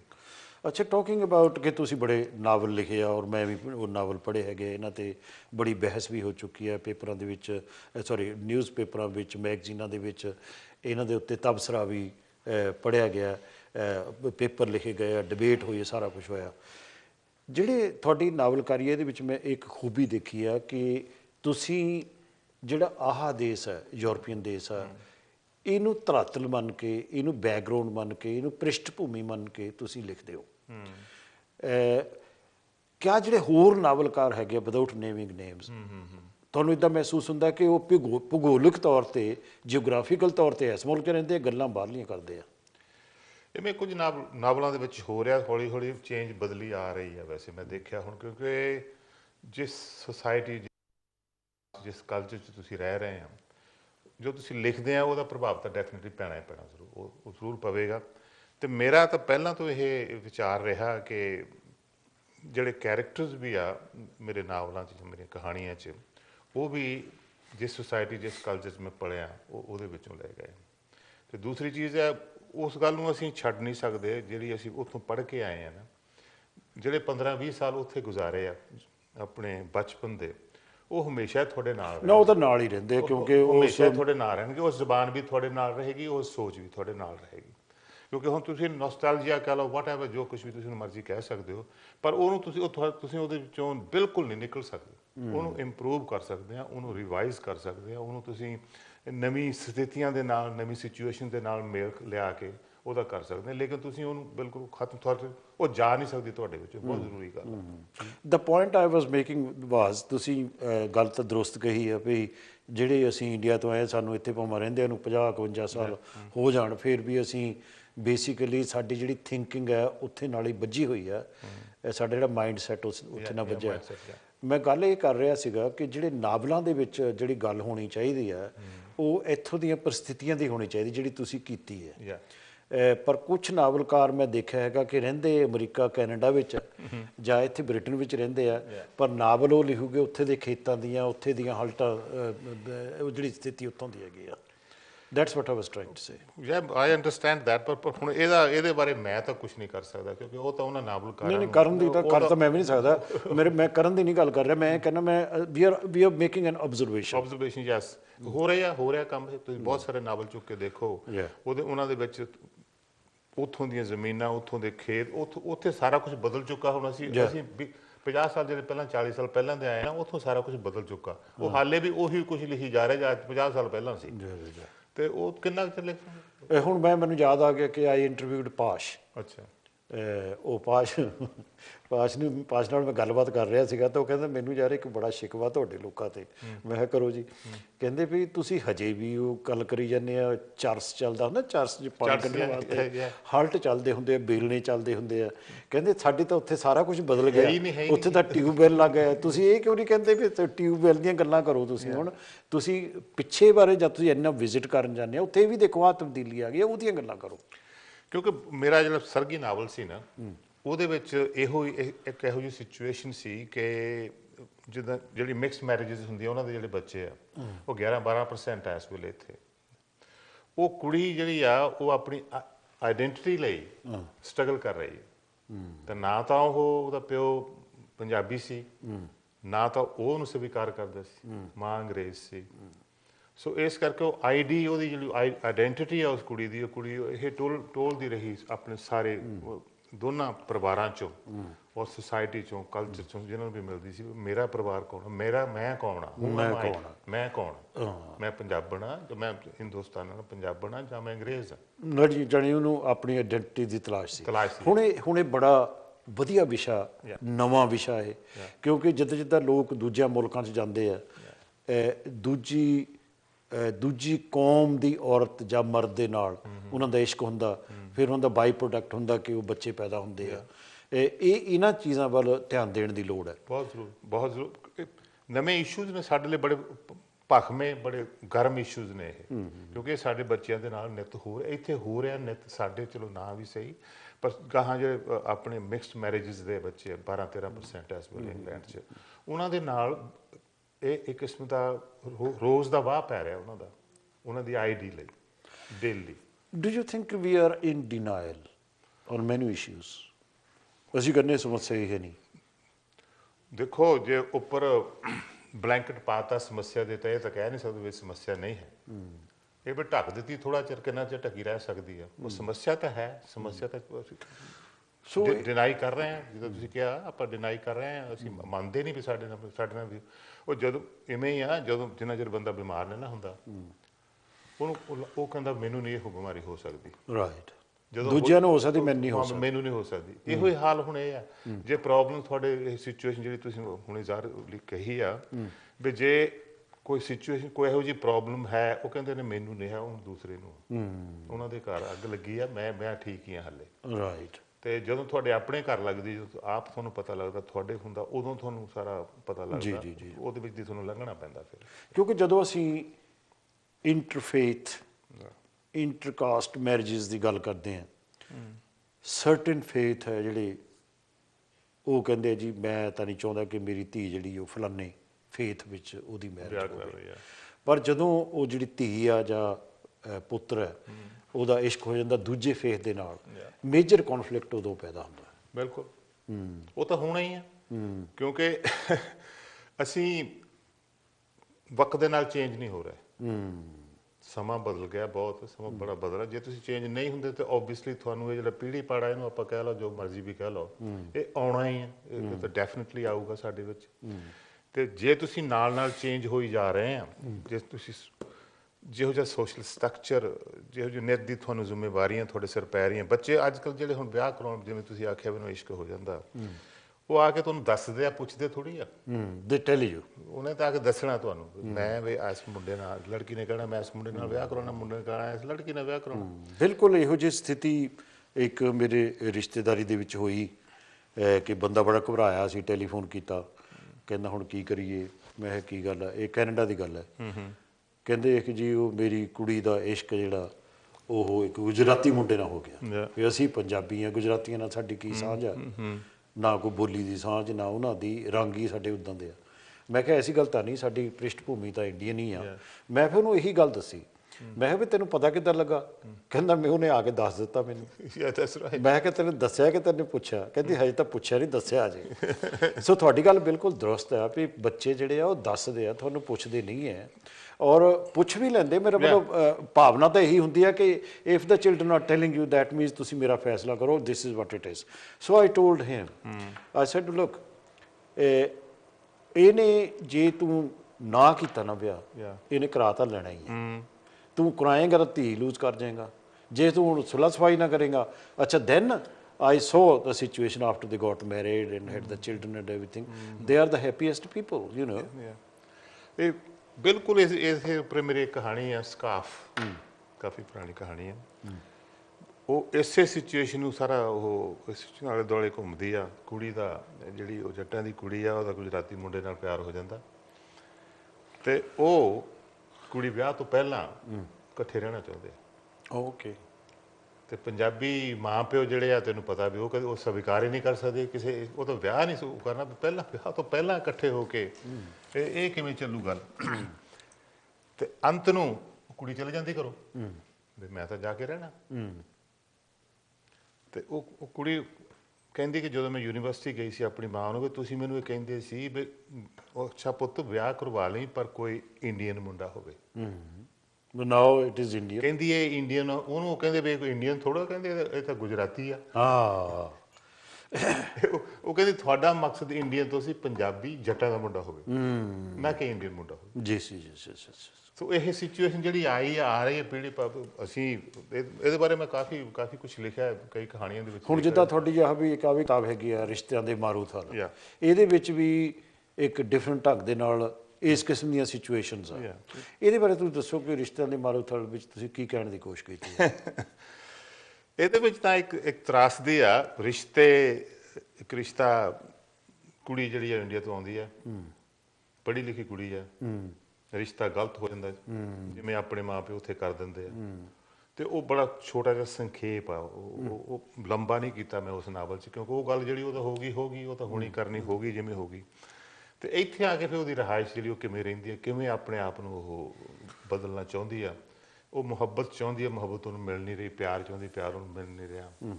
ਤੇ ਇਸ ਕਰਕੇ ਫਿਰ ਉਹ ਰਿਸ਼ਤੇ ਹੋਰ ਵੀ ਗੰਢਦੀ ਆ, ਸੈਕਸ਼ੂਅਲ ਰਿਸ਼ਤੇ ਵੀ ਇਨਵੋਲਵ ਹੁੰਦੇ ਆ, ਉਹ ਕੁਦਰਤੀ ਗੱਲ ਆ। ਤੇ ਇਹ ਵੀ ਇੱਕ ਕਿਸਮ ਦੀ ਉਹ ਆਪਣੀ ਆਈਡੀ ਟੋਲਦੀ ਆ। ਰਾਈਟ। ਇਹ ਜਿਹੜੀ ਤੁਸੀਂ ਗੱਲ ਕੀਤੀ, ਜੇ ਤੋਂ ਇਹ ਸ਼ੁਰੂ ਹੁੰਦਾ ਇਹ ਨਾਵਲ, ਕਿਉਂਕਿ ਮੈਂ ਪੜ੍ਹਿਆ ਵੀ ਹੈ ਕਿ ਜੇ ਤੋਂ ਇਹ ਸ਼ੁਰੂ ਹੁੰਦਾ ਹੈਗਾ ਉਹ ਡਿਫਰੈਂਟ ਢੰਗ ਨਾਲ ਹੁੰਦਾ, ਪਰ ਇਵੈਂਚੁਅਲੀ ਯੂ ਡਿਸਕਲੋਜ਼ ਕਿ ਉਹ ਕੁੜੀ ਆਈ ਸੀ ਇੰਡੀਆ ਤੋਂ, ਫਿਰ ਉਹਨਾਂ ਜਿਹੜਾ ਇਹ ਰੁਝਾਨ ਹੈ ਇੰਡੀਅਨ ਔਰ ਪਾਕਿਸਤਾਨੀ ਸੁਸਾਇਟੀ ਦੇ ਵਿੱਚ ਕਿ ਜੀ ਕੁੜੀ ਜਵਾਨ ਹੋਈ ਹੈ ਤਾਂ ਇਹ ਤਾਂ ਚਲੋ ਇੰਡੀਆ 'ਚ ਵਿਆਹ ਕਰ ਦਿੰਦੇ ਆ, ਮੁੰਡਾ ਜਵਾਨ ਹੋਇਆ ਚਲੋ ਜੀ ਇਹਦਾ ਵਿਆਹ ਇੰਡੀਆ ਵਿੱਚ ਕਰ ਦਿੰਦੇ ਆ।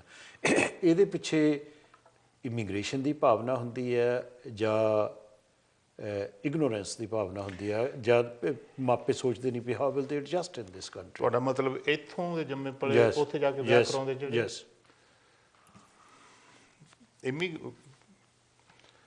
ਨਾਰਥ ਅਮਰੀਕਾ 'ਚ ਕੈਨੇਡਾ 'ਚ ਤਾਂ ਇਮੀਗ੍ਰੇਸ਼ਨ ਦੀ ਸਾਰੀ ਸਿਚੁਏਸ਼ਨ, ਕਿਉਂਕਿ ਉੱਥੇ ਕੁੜੀ ਜਿਹੜੀ ਆ ਉਹ ਤਾਂ ਤੁਹਾਨੂੰ ਪਤਾ ਹੈ, ਤੁਸੀਂ ਮੇਰੇ ਖਿਆਲ ਪੜ੍ਹਿਆ, ਤੁਸੀਂ ਜ਼ਰੂਰ ਪੜ੍ਹਿਆ ਹੋਏਗਾ। ਜੇ ਕੁੜੀ ਤੁਹਾਡੀ ਇੱਧਰ ਆ ਵੀ ਤੁਹਾਡੇ ਮੰਗਦੇ ਆ ਤਾਂ ਸਾਡਾ ਮੁੰਡਾ ਉਧਰ ਮੰਗਵਾਓ, ਅਸੀਂ ਤੁਹਾਡੀ ਕੁੜੀ ਨਹੀਂ, ਉੱਥੇ ਜ਼ਿਆਦਾ ਹੈ ਇਸ ਵੇਲੇ, ਪਰ ਅਸੀਂ ਉਸ ਦੌਰ 'ਚੋਂ ਲੰਘ ਚੁੱਕੇ ਹਾਂ, ਨੋ ਡਾਊਟ। ਪਰ ਹਜੇ ਵੀ ਕੁਝ ਮਾਪੇ ਇਸ ਤਰ੍ਹਾਂ ਸੋਚਦੇ ਨਹੀਂ ਵੀ ਚਲੋ ਇਹਦਾ ਵਿਆਹ ਹੁਣ ਜਾ ਕੇ ਇੰਡੀਆ ਕਰ ਦਿੰਦੇ ਆ। ਪਰ ਇਹ ਮੇਰਾ ਖਿਆਲ ਬਹੁਤ ਰੁਝਾਨ ਘਟ ਗਿਆ, ਉਹ ਘਟ ਰਿਹਾ ਹੁਣ, ਬਹੁਤ ਜ਼ਿਆਦਾ ਘਟ ਚੁੱਕਾ, ਕਿਉਂਕਿ ਮਾਪੇ ਤਾਂ ਚਾਹੁੰਦੇ ਆ ਲੇਕਿਨ ਬਹੁਤ ਸਾਰੇ ਬੱਚੇ ਨਹੀਂ ਚਾਹੁੰਦੇ। That is very true, that's very true. ਬੱਚੇ ਨੇ ਨਾ ਕਰੋ, ਤੇ ਜੇ ਕੋਈ ਬੱਚਾ ਤੁਹਾਡੇ ਨਾਲ ਐਗਰੀ ਕਰਦਾ ਵੀ ਆ ਵੀ ਜਾ ਕੇ ਉੱਥੇ ਵਿਆਹ ਕਰਾਉਣੀ, ਫਿਰ ਠੀਕ, ਮਾਪੇ ਤਾਂ ਫਿਰ ਉਹ ਤਾਂ ਅਸੀਂ ਤਾਂ ਪਹਿਲਾਂ ਹੀ ਰਾਜ਼ੀ ਉੱਥੇ ਕਰਾਉਣ ਵਿਆਹ, ਕਿਸੇ ਨਾ ਕਿਸੇ ਤਰ੍ਹਾਂ ਪੰਜਾਬੀ ਮੁੰਡਾ ਪੰਜਾਬੀ ਕੁੜੀ ਨਾਲ ਵਿਆਹ ਕਰਾਵੇ। ਤੇ ਜੇ ਬੱਚੇ ਤੁਹਾਡੇ ਰਾਜ਼ੀ ਨਹੀਂ ਹੁੰਦੇ ਤਾਂ ਤੁਸੀਂ ਜਾ ਹੀ ਨਹੀਂ ਸਕਦੇ। ਜਦੋਂ ਮੈਂ ਪਹਿਲਾਂ ਕਿਹਾ ਸੀ ਨਾ ਕਿ ਇਮੀਗ੍ਰੇਸ਼ਨ ਦਾ ਮਸਲਾ ਆ, ਇਹਦੇ ਪਿੱਛੇ ਇਮੀਗ੍ਰੇਸ਼ਨ ਦੀ ਭਾਵਨਾ ਹੁੰਦੀ ਹੈ ਵੀ ਜੇ ਹੁਣ ਜਿਹੜੀ ਧੀ ਹੈਗੀ ਆ, ਅਗਰ ਫਲਾਨੇ ਬੰਦੇ ਨੂੰ ਇੱਥੇ ਲੈ ਆਏਗੀ ਆਪਣੇ ਮੁੰਡੇ ਨੂੰ, ਤਾਂ ਉਹਨਾਂ ਦੀ ਜਿਹੜੀ ਫੈਮਿਲੀ, ਜਿਹੜੇ ਸਾਡੇ ਦੋਸਤ ਹੁੰਦੇ ਸੀ ਪਿੱਛੇ ਪਰਿਵਾਰ, ਉਹਨਾਂ ਦਾ ਮੁੰਡਾ ਇੱਧਰ ਆ ਜਾਊਗਾ, you know that kind of. ਸੱਚ ਉਹ ਗੱਲ ਤਾਂ ਉਹ ਖਤਮ ਹੋ ਚੁੱਕੀ ਹੈ ਹੁਣ, ਕਿਉਂਕਿ ਉੱਥੋਂ ਜਿਹੜੀ ਇਮੀਗ੍ਰੇਸ਼ਨ ਜੇ ਮੁੰਡਾ ਆ ਗਿਆ ਤਾਂ ਉਹਦੇ ਮਗਰ ਪੇਰੈਂਟਸ ਜਾਂ ਹੋਰ ਰਿਸ਼ਤੇਦਾਰ। ਮੈਂ ਥੋੜਾ ਜਿਹਾ ਡਿਫਰ ਕਰੂੰਗਾ, ਖਤਮ ਬਿਲਕੁਲ ਨਹੀਂ ਹੋਈ, ਪਰ ਘਟ ਗਈ ਹੈ ਜ਼ਰੂਰ, ਇਹ ਮੰਨਣਾ ਪਊਗਾ। ਸੋ ਬੇਸਿਕਲੀ ਤੁਸੀਂ ਸਮਝਦੇ ਹੋ ਕਿ ਉਹ ਚਲੋ ਤੁਹਾਡੀ ਗੱਲ ਲੈ ਲੈਂਦੇ ਆ ਵੀ ਉਹ ਹੁਣ ਮਸਲਾ ਨਹੀਂ ਰਿਹਾ ਹੈ। ਹੁਣ ਮਸਲਾ ਹੈਗਾ ਇੱਥੇ ਦੇ ਜਿਹੜੇ ਹਾਲਾਤ ਨੇ, ਇੱਥੇ ਜਦੋਂ ਬੱਚੇ ਕਹਿੰਦੇ ਆ ਅਸੀਂ ਫਲਾਣੇ ਨਾਲ ਵਿਆਹ ਕਰਾਉਣਾ ਚਾਹੁੰਦੇ ਆ, ਉਹ ਹੁਣ ਸਿਚੁਏਸ਼ਨ ਆ ਗਈ, ਉਹਨੂੰ ਟੈਕਲ ਕਰਨ ਦੀ ਲੋੜ ਆ। ਬਿਲਕੁਲ ਬਿਲਕੁਲ। ਉਹ ਮੋਸਟਲੀ ਤਾਂ ਬੱਚੇ ਜਿਹੜੇ ਹੁਣ ਆਪਣੇ, ਤੁਹਾਨੂੰ ਪਤਾ ਹੀ ਹੈ ਕਿ ਆਪਣੇ ਜਿਹੜੇ ਭਾਰਤੀ, ਖਾਸ ਕਰਕੇ ਪੰਜਾਬੀ ਵੀ, ਭਾਰਤੀ ਸਾਰੇ ਐਜੂਕੇਸ਼ਨ 'ਚ ਅੱਗੇ ਆ ਹਰ ਇੱਕ ਤੋਂ ਤਕਰੀਬਨ, ਬਹੁਤ university 20-25-30%। Okay, I am sorry, but ਅਸੀਂ ਬ੍ਰੇਕ ਲੈ ਲਈਏ, ਬ੍ਰੇਕ ਤੋਂ ਬਾਅਦ ਅਸੀਂ ਗੱਲ ਕਰਾਂਗੇ। ਦੋਸਤੋ, ਅੱਜ ਅਸੀਂ ਗੱਲ ਕਰ ਰਹੇ ਹਾਂ ਪੰਜਾਬੀ ਦੇ ਪ੍ਰਸਿੱਧ ਨਾਵਲਕਾਰ, ਕਹਾਣੀਕਾਰ, ਕਵੀ ਤੇ ਕਮਿਊਨਿਟੀ ਲੀਡਰ ਸੰਤੋਖ ਧਾਲੀਵਾਲ ਜੀ, who lives in Nottingham. I'll talk to you after a couple of minutes. साथी हाथ बढ़ाना साथी रे, साथी हाथ बढ़ाना साथी रे, साथी हाथ बढ़ाना साथी रे, साथी हाथ बढ़ाना साथी हाथ बढ़ाना साथी। ਸੰਤੋਖ ਜੀ, ਦੋਸਤੋ ਵੈਲਕਮ ਟੂ MA TV। ਸੰਤੋਖ ਧਾਲੀਵਾਲ ਨਾਲ ਅੱਜ ਆਪਾਂ ਗੱਲ ਕਰ ਰਹੇ ਹਾਂ। ਜਿਵੇਂ ਪਹਿਲਾਂ ਦੱਸਿਆ, ਇਹ ਨਾਵਲਕਾਰ ਨੇ, ਕਵੀ ਨੇ, ਕਹਾਣੀਕਾਰ ਹੈਗੇ ਨੇ, ਔਰ ਪੜ੍ਹਾਉਂਦੇ ਇੱਥੇ ਵੀ ਰਹੇ ਆ, ਪੜ੍ਹਾਉਂਦੇ ਇੰਡੀਆ ਵੀ ਰਹੇ ਨੇ, ਔਰ ਇੰਡੀਆ ਦੇ ਵਿੱਚ ਇਹਨਾਂ ਨੇ BA ਆਨਰਸ ਕੀਤੀ। ਉਹ ਤੋਂ ਬਾਅਦ ਨੋਟਿੰਗਮ ਯੂਨੀਵਰਸਿਟੀ ਤੋਂ ਇਹਨਾਂ ਨੇ ਟੀਚਿੰਗ ਦਾ ਸਰਟੀਫਿਕੇਟ ਲਿਆ, ਜਾਣੀ ਕਿ ਇੱਥੇ ਆਪਣੀ ਐਜੂਕੇਸ਼ਨ ਜਾਰੀ ਰੱਖੀ। ਸੰਤੋਖ ਜੀ, ਤੁਸੀਂ basically you are N educationist, ਕਿ ਤੁਸੀਂ ਇੰਡੀਆ ਵਿੱਚ ਪੜ੍ਹਾਉਂਦੇ ਸੀ, ਫਿਰ ਇੱਥੇ ਆ ਕੇ ਪੜ੍ਹਾਉਣ ਲੱਗ ਪਏ। Let's talk about the difference between teaching in India and teaching in this country. ਕਿਸ ਤਰ੍ਹਾਂ ਤੁਸੀਂ ਮਹਿਸੂਸ ਕੀਤਾ ਸੀ ਜਦੋਂ ਆਏ ਸੀ? ਇੱਥੇ ਜਦੋਂ ਆ ਕੇ ਮੈਂ ਕੋਰਸ ਕਰਨ ਤੋਂ ਬਾਅਦ ਪੜ੍ਹਾਉਣ ਲੱਗਾ, ਜਿਹੜੀ ਖੁੱਲ੍ਹ ਸਟੂਡੈਂਟਸ ਨੂੰ ਕਲਾਸ 'ਚ ਇੱਥੇ ਸੀ, ਉਹ ਸਾਡੇ ਇੰਡੀਆ 'ਚ ਨਹੀਂ ਸੀ। ਜੀ। ਤੇ ਉਹਦੇ ਲਈ ਸਾਡੇ ਜਿਹੜਾ ਮਾਈਂਡ ਸੈਟ ਇੰਡੀਅਨ ਟੀਚਰ ਦਾ ਸੀ, ਉਹਦੇ ਨਾਲ ਕੁਝ ਪਹਿਲਾਂ ਤਕਲੀਫਾਂ ਵੀ ਆਈਆਂ ਵੀ ਜੇ ਕੋਈ ਨਿਆਣਾ ਬੋਲਦਾ ਤਾਂ ਉਹਨੂੰ ਝਿੜਕ ਦੇਣਾ, ਬੋਲਣਾ। ਉਦੋਂ ਤਾਂ ਅਸੀਂ ਕੁੱਟ-ਕੱਟ ਵੀ ਲਈਦੇ ਸੀ ਜਦੋਂ ਪਹਿਲਾਂ ਸ਼ੁਰੂ ਕੀਤੀ, ਮੈਂ ਪਹਿਲਾਂ ਟੀਚਿੰਗ ਸ਼ੁਰੂ ਕੀਤੀ ਆ, ਉਦੋਂ ਕੇਨਿੰਗ ਵਗੈਰਾ ਸੀਗੀ, ਉਦੋਂ ਤੁਸੀਂ ਖੜਕਾ ਖੜੂ ਵੀ ਲੈਂਦੇ ਸੀ। ਹੁਣ ਤਾਂ ਫਿਰ ਤੁਸੀਂ ਬਾਅਦ ਤਾਂ ਇਹ ਸਿਚੁਏਸ਼ਨ ਆ ਗਈ ਸੀ ਵੀ ਤੁਸੀਂ ਬੱਚੇ ਨੂੰ ਉਹਦੇ ਹੱਥ ਵੀ ਨਹੀਂ ਲਾ ਸਕਦੇ, ਤੁਸੀਂ you Kant even touch it. So you had difficulty in keeping the discipline in the class? ਮੇਰਾ ਦਰਅਸਲ ਜਿਹੜਾ ਮੇਰੀ ਹਾਈਟ ਔਰ ਕੱਦ, ਇਹਨੇ ਮੈਨੂੰ ਬਚਾ ਲਿਆ। ਨਹੀਂ ਤਾਂ ਡਿਸਿਪਲਿਨ ਦੀਆਂ ਪ੍ਰੋਬਲਮਸ ਤਾਂ ਆਉਂਦੀਆਂ ਹੀ ਆਉਂਦੀਆਂ ਸਾਰਿਆਂ ਨੂੰ। ਇੱਕ ਹੋਰ ਕਾਰਨ ਹੋਇਆ, ਉਹਨਾਂ ਦਿਨਾਂ ਦੇ ਵਿੱਚ ਹੀ ਅਸੀਂ ਨੋਟਿੰਗਮ ਇੱਕ ਕਰਾਟੇ ਦੀ ਕਲੱਬ ਸ਼ੁਰੂ ਕੀਤੀ ਸੀ ਮੇਰੇ ਯੰਗ ਬ੍ਰਦਰ ਨੇ, ਤੇ ਮੈਂ ਵੀ ਉੱਥੇ ਕਰਦਾ ਹੁੰਦਾ ਸੀ। ਤਾਂ ਮੇਰੇ ਸਕੂਲ ਦੇ ਸਟੂਡੈਂਟਸ ਜਿਹੜੇ 3-4 ਸੀ, ਉਹਨਾਂ ਨੇ ਕਲੱਬ ਜੁਆਇਨ ਕਰ ਲਏ। ਉਹ ਜਦੋਂ ਉਹਨਾਂ ਨੂੰ ਪਤਾ ਲੱਗਾ ਵੀ ਸਾਰਾ, ਉਹ ਪਹਿਲਾਂ ਨਹੀਂ ਸੀ ਉਹਨਾਂ ਨੂੰ ਪਤਾ, ਜਦੋਂ ਮੈਂ ਗਿਆ ਤੇ ਪਤਾ ਲੱਗਾ ਤਾਂ ਸਰ ਤਾਂ ਵੀ ਕਰਾਟੀ ਕਰਦੇ ਆ, ਇਸੇ ਡਰ ਗਏ ਉਹ ਵੀ ਰੌਲਾ ਪੈ ਗਿਆ ਸਾਰੇ ਸਕੂਲ 'ਚ ਵੀ ਭਾਈ ਇਹਨੂੰ ਨਾ ਕੁਛ ਵੀ ਕਿਉਂ। ਸੋ ਇਹ ਖੈਰ ਫਿਜ਼ੀਕਲ ਹੋਣ ਵਾਲੀ ਤਾਂ ਕੋਈ ਇਹੋ ਜਿਹੀ ਗੱਲ ਨਹੀਂ ਹੁੰਦੀ ਇਸ ਕੰਟਰੀ ਵਿੱਚ, ਪਰ ਫਿਰ ਵੀ ਤੁਸੀਂ ਇੱਕ ਤਾਂ ਇੱਕ ਮੇਜਰ ਡਿਫਰੈਂਸ, ਕਿਉਂਕਿ ਅਸੀਂ ਮੇਜਰ ਡਿਫਰੈਂਸ ਦੀ ਗੱਲ ਕੀਤੀ ਆ ਕਿ ਉੱਥੇ ਕਾਰਪੋਰਲ ਪਨਿਸ਼ਮੈਂਟ ਹੁੰਦਾ ਔਰ ਇੱਥੇ ਤੁਸੀਂ ਹੱਥ ਨਹੀਂ ਲਾ ਸਕਦੇ ਬੱਚੇ ਨੂੰ। ਇੱਥੇ ਇੱਕ ਡਰਾਵਾ ਹੀ ਹੁੰਦਾ ਟੀਚਰ ਦਾ, ਇੱਕ ਮਿਊਚੁਅਲ ਰਿਸਪੈਕਟ ਹੁੰਦੀ ਆ ਦੋਹਾਂ ਧਿਰਾਂ ਦੀ ਵੀ ਤੁਸੀਂ ਡਿਸਪਲਿਨ ਰੱਖਣਾ। ਤੁਸੀਂ ਕਿਉਂਕਿ ਸੈਕੰਡਰੀ ਸਕੂਲ ਚ ਪੜ੍ਹਾਉਂਦੇ ਸੀ ਜਿੱਥੇ ਬੱਚੇ ਕਾਫੀ ਤਕੜੇ ਹੁੰਦੇ ਆ, ਫਿਜ਼ੀਕਲੀ ਵੀ ਤਕੜੇ ਹੁੰਦੇ ਆ, 16 ਸਾਲ ਉਸ ਵੇਲੇ ਮਨ ਚ ਲਈ ਜੀ ਉਮਰ ਵੀ ਹੁੰਦੀ ਹੈ। So you faced this problem to control those children? ਬਹੁਤ ਹੀ ਜ਼ਿਆਦਾ ਨਹੀਂ ਆਈ ਮੈਨੂੰ, ਟੂ ਬੀ ਵੈਰੀ ਫਰੈਂਕ। ਵੈਸੇ ਸਾਡੇ ਸਕੂਲ 'ਚ ਪ੍ਰੋਬਲਮ ਲੇਡੀਜ਼ ਟੀਚਰਸ ਨੂੰ ਆਈਆਂ, ਹੋਰ ਵੀ ਆਈਆਂ ਜ਼ਰੂਰ ਆ, ਪਰ ਥੋੜ੍ਹੀਆਂ ਬਹੁਤ ਆਉਣੀਆਂ definitely. Discipline problems always there. ਕਦੇ ਤੁਹਾਨੂੰ ਇਦਾਂ ਵੀ ਮਹਿਸੂਸ ਹੋਇਆ ਕਿ ਇੱਥੇ ਰੇਸਿਜ਼ਮ ਹੈ? ਹਾਂ, ਬੜੀ ਸਕੂਲ 'ਚ ਰੇਸਿਜ਼ਮ ਕਾਫੀ ਹੋ ਰਿਹਾ, ਕਾਫੀ ਹੁੰਦਾ ਸੀ, ਬੜਾ ਸਟਲ ਆ। ਉਹ ਸਟਲ ਇਸ ਕਰਕੇ ਵੀ ਤੁਹਾਨੂੰ ਪਤਾ ਨਹੀਂ ਲੱਗਦਾ। ਈਵਨ ਮੇਰੇ ਨਾਲ ਵੀ ਥੋੜ੍ਹਾ ਬਹੁਤ ਹੋਇਆ, ਕਿਉਂਕਿ ਮੇਰੇ ਤੋਂ ਜਿਹੜਾ ਬਾਅਦ 'ਚ ਗੋਰਾ ਲੱਗਾ ਸੀ ਉਹ ਮੇਰੇ ਤੋਂ ਪਹਿਲਾਂ ਪ੍ਰਮੋਟ ਕਰ ਦਿੱਤਾ। ਪ੍ਰਮੋਟ ਤਾਂ ਫਿਰ ਮੈਨੂੰ ਵੀ ਕੀਤਾ, ਪਰ ਉਹਨੂੰ ਪਹਿਲਾਂ ਕਰ ਦਿੱਤਾ। ਤੇ ਇਹੋ ਜਿਹੀ ਸਿਚੁਏਸ਼ਨ ਤਾਂ ਆਉਂਦੀ ਰਹੀ ਉਹਨਾਂ ਜ਼ਮਾਨਿਆਂ 'ਚ, ਹੁਣ ਵੀ ਆਉਂਦੀ ਆ, ਉਦੋਂ ਵੀ ਆਉਂਦੀ ਆ। ਬੜੀ ਸਟਲ ਆ, ਜੇ ਤੁਸੀਂ ਉਂਗਲੀ ਨਹੀਂ ਰੱਖ ਸਕਦੇ, ਤੁਸੀਂ ਦੱਸ ਨਹੀਂ ਸਕਦੇ ਵੀ ਇਹ ਮੇਰੇ ਨਾਲ ਹੋਇਆ ਕਿ ਨਹੀਂ ਹੋਇਆ, ਲੇਕਿਨ ਹੁੰਦਾ ਹੈਗਾ, ਤੁਹਾਨੂੰ ਪਤਾ, you can feel it anyway, ਤੇ ਹੁੰਦਾ ਹੈ ਤੁਹਾਡੇ ਨਾਲ। ਤੇ ਕਿਉਂਕਿ ਇਹ ਚੀਜ਼ ਮੈਂ ਵੀ ਮਹਿਸੂਸ ਕੀਤੀ ਹੈ ਕਿ ਯਾਦ ਆ ਕਿ ਆਪਾਂ ਤਾਂ ਇਕੱਠੇ ਰਹਿੰਦੇ ਹੁੰਦੇ ਸੀ ਉੱਥੇ ਚੈਟਮ ਦੇ ਵਿੱਚ। ਚੈਟਮ 'ਚ ਜਦੋਂ ਮੇਰੀ ਵਾਈਫ ਯਸ਼ ਆਈ ਹੈ, ਇਹਨੂੰ ਤਾਂ ਇੱਕਦਮ ਹੀ ਇੱਥੇ ਟੀਚਿੰਗ ਦੀ ਪੋਸਟ ਮਿਲ ਗਈ। ਉਸ ਵੇਲੇ ਉਹ ਨੰਬਰ ਐਜੂਕੇਸ਼ਨ ਦੇ ਲਿਹਾਜ਼ ਨਾਲ ਦਿੰਦੇ ਸੀਗੇ। ਐਂਡ ਫਿਰ ਬਾਅਦ 'ਚ ਫਿਰ ਮੈਂ ਵੀ ਟਰਾਈ ਕੀਤੀ, ਮੈਨੂੰ ਵੀ ਉਹ ਮਿਲ ਗਿਆ, ਮੈਂ ਵੀ 5-6 ਮਹੀਨੇ ਪੜ੍ਹਾਇਆ।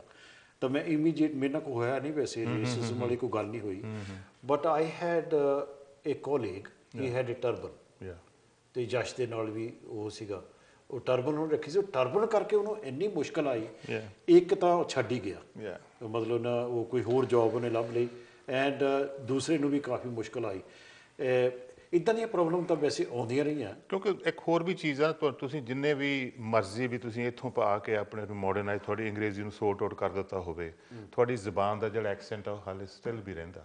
ਆਹੋ, ਇਹ ਤਾਂ ਗੱਲ ਹੈ। ਤੇ ਉਹ ਗੱਲ ਵੀ ਥੋੜੀ ਜਿਹੀ ਤੁਹਾਨੂੰ ਵੈਸੇ ਟੂ ਬੀ ਫੇਅਰ ਇਹ ਜਿਹੜਾ ਮਸਲਾ ਇਹ ਹੈਗਾ ਉਸ ਵੇਲੇ ਸੀਗਾ ਕਿ ਇੱਕ ਜਿਹੜੇ ਇੰਡੀਆ ਤੋਂ ਅਧਿਆਪਕ ਆਉਂਦੇ ਸੀਗੇ ਉੱਥੇ ਚੰਗਾ ਪੜ੍ਹਾਉਂਦੇ ਹੁੰਦੇ ਸੀਗੇ, ਡਿਗਰੀਆਂ ਵੀ ਉਹਨਾਂ ਕੋਲ ਸੀਗੀਆਂ, ਐਮਏ ਵਗੈਰਾ ਕੀਤੀ, ਪਰ ਉਹਨਾਂ ਦਾ ਜਿਹੜਾ ਤਲਫਜ਼ ਸੀ, ਬੋਲਣ ਢੰਗ ਸੀ, ਉਚਾਰਨ ਸੀ ਅੰਗਰੇਜ਼ੀ ਦਾ, ਉਹ ਚੰਗਾ ਨਹੀਂ ਸੀ।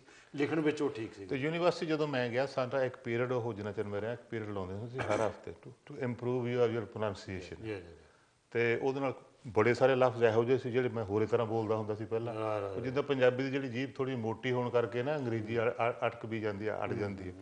ਸੋ ਇਸ ਕਰਕੇ ਪ੍ਰੋਬਲਮਸ ਤਾਂ ਆਉਣੀਆਂ ਡੈਫੀਨਿਟਲੀ, ਕਿਸੇ ਵੀ ਤੁਸੀਂ ਪ੍ਰੋਫੈਸ਼ਨ 'ਚ ਆ, ਉਹਦੀਆਂ ਪ੍ਰੋਬਲਮਸ ਆਪਣੀ ਕਿਸਮ ਦੀਆਂ ਉਹਦੀਆਂ ਪ੍ਰੋਬਲਮਸ ਹੈਗੀਆਂ। ਇਹ ਤਾਂ ਆਉਣੀਆਂ, ਸਾਨੂੰ ਵੀ ਆਈਆਂ, ਮੈਨੂੰ ਵੀ ਆਈਆਂ, ਹਰ ਇੱਕ ਨੂੰ ਆਈਆਂ। ਜੇ ਕੋਈ ਕਹਿੰਦਾ ਮੈਨੂੰ ਨਹੀਂ ਆ, ਝੂਠ ਬੋਲਦਾ। Right, okay. ਤੁਸੀਂ ਇੱਕ ਜਿਹੜਾ ਇੰਡੀਅਨ ਕਮਿਊਨਿਟੀ ਸੈਂਟਰ ਆ, ਉਹ ਵੀ ਤੁਸੀਂ, ਉਹਦਾ ਇੱਕ ਹਿੱਸਾ ਹੈਗਾ ਓਵਰ 50 ਕਲੱਬ, ਜਿਹਦੇ ਵਿੱਚ 50 ਸਾਲ ਤੋਂ ਉੱਪਰ ਦੇ ਜਿਹੜੇ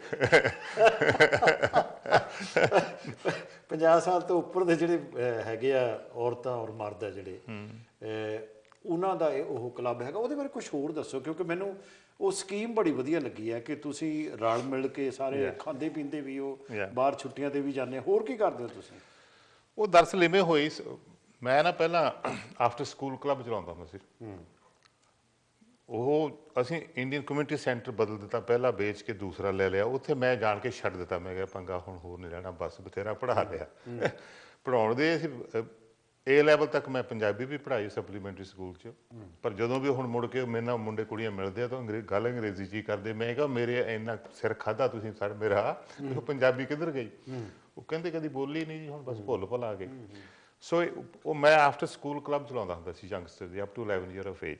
ਉਹ ਜਦੋਂ ਪਹਿਲਾ ਸੈਂਟਰ ਵੇਚਿਆ, ਦੂਸਰਾ ਲਿਆ, ਇਹ ਸੈਂਟਰ ਸਾਡਾ ਬਹੁਤ ਖੂਬਸੂਰਤ ਸੈਂਟਰ, ਤੁਸੀਂ ਵੇਖਿਆ। ਤੇ ਉਹ ਮੈਨੂੰ ਕਹਿੰਦੇ ਕਰ ਬਈ ਕੁਛ। ਮੈਂ ਕਿਹਾ ਵੀ ਹੁਣ 50 ਉਹ ਯੰਗਸਟਰ ਵਾਲੀ ਤਾਂ ਨਹੀਂ, ਹੁਣ 50+ ਇਹ ਕਰ ਦੇਣੇ ਸ਼ੁਰੂ। ਸੋ ਅਸੀਂ 50+ 5-6 ਨੇ ਰਲ ਕੇ ਸ਼ੁਰੂ ਕਰ ਦਿੱਤੀ। ਤੇ ਇਸ ਵੇਲੇ ਸਾਡੇ ਕੋਲ 160 ਮੈਂਬਰ ਆ। That is very good. ਮੈਂ 100 ਕਿਹਾ ਸੀ, 160 ਹੈ ਤੁਹਾਡੇ। 160 ਮੈਂਬਰ ਆ ਸਾਡੇ ਕੋਲੇ। ਕੀ ਗਤੀਵਿਧੀਆਂ ਹੈ, ਕੀ ਐਕਟੀਵਿਟੀ? ਉਹਦੇ ਵਿੱਚ ਅਸੀਂ 2 ਦਿਨ ਤਾਂ ਕਰਦੇ ਹਾਂ ਯੋਗਾ। ਯੋਗਾ ਕਲਾਸਿਸ ਲੱਗਦੀਆਂ ਤੇ ਲੇਡੀਜ਼ ਦੀਆਂ ਅੱਡ ਬੰਦਿਆਂ ਦੀਆਂ ਵੀ, ਕਿਉਂਕਿ ਲੇਡੀਜ਼ ਮਤਲਬ ਮੈਟਸ ਵਗੈਰਾ ਤੇ ਓਲਡ ਹੁੰਦੀਆਂ ਨਾਲੇ, ਤੇ 2 ਦਿਨ ਯੋਗਾ ਕਰੀ ਤਾਂ ਬਾਕੀ ਜਿਹੜਾ ਹੈ ਅਸੀਂ ਟ੍ਰਿਪਸ ਵਗੈਰਾ ਬੜੇ ਕਰਦੇ ਹਾਂ ਗਰਮੀਆਂ ਨੂੰ। ਫਿਰ ਅਸੀਂ ਵੋਕਸ ਕਰਦੇ ਹਾਂ, ਰੈਗੂਲਰ ਵੋਕਸ, ਤੇ ਹਰ ਸੈਟਰਡੇ ਇੱਕ ਪਾਰਕ 'ਚ ਇਕੱਠੇ ਹੋਣਾ, ਜਿੰਨੇ ਵੀ ਆ ਜਾਣ 10 15 20 ਜਿੰਨੇ ਵੀ ਆ ਸਕਦੇ ਆ, come to the park, then we start go out for a walk, 5-7 ਮੀਲ ਤੁਰਨਾ, ਤੁਰ ਤਰਾ ਕੇ ਫਿਰ ਜਿਹਨੇ ਬੀਰ ਪੀਣੇ ਪੱਬ ਜਾ ਬਹਿੰਦੇ ਆ, ਜਿਹਨੇ ਨਹੀਂ ਪੀਣੀ ਕਰਨ ਚਲ ਜਾਂਦੇ ਆ। ਸੋ ਬੇਸਿਕਲੀ ਸਿਹਤ ਦਾ ਵੀ ਤੁਸੀਂ ਖਿਆਲ ਉਹ ਹੈਲਥ ਕੌਨਸ਼ੀਅਸ ਆ ਅਸੀਂ, ਕਿਉਂਕਿ ਇਸ ਕੰਟਰੀ ਨੂੰ ਬਹੁਤ ਜ਼ਿਆਦਾ ਜ਼ਰੂਰਤ ਹੈ ਕਿ ਜਿਹੜੀ ਸਿਹਤ ਹੈ ਇਹ ਠੀਕ ਰਵੇ, ਕਿਉਂਕਿ ਜੇ ਲੋਕਾਂ ਦੀ ਸਿਹਤ ਖਰਾਬ ਰਵੇ ਤਾਂ NHS ਉਸ 'ਤੇ ਵਾਧੂ ਭਾਰ ਪੈਂਦਾ, ਤੇ ਬਾਕੀ ਸਿਹਤ ਕੋਈ ਦਾ ਚੰਗਾ ਹੋਣਾ ਪਰਿਵਾਰ ਵਾਸਤੇ ਵੀ ਆਪਣੇ ਵਾਸਤੇ ਕੋਈ ਚੰਗਾ। ਅਸੀਂ ਹਰ ਸਾਲ 2 ਵਾਰੀ ਬਾਹਰਲੇ ਮੁਲਕਾਂ ਛੁੱਟੀਆਂ ਤੇ ਜਾਈਦਾ ਇਕੱਠੇ ਹੋ ਕੇ। Very good.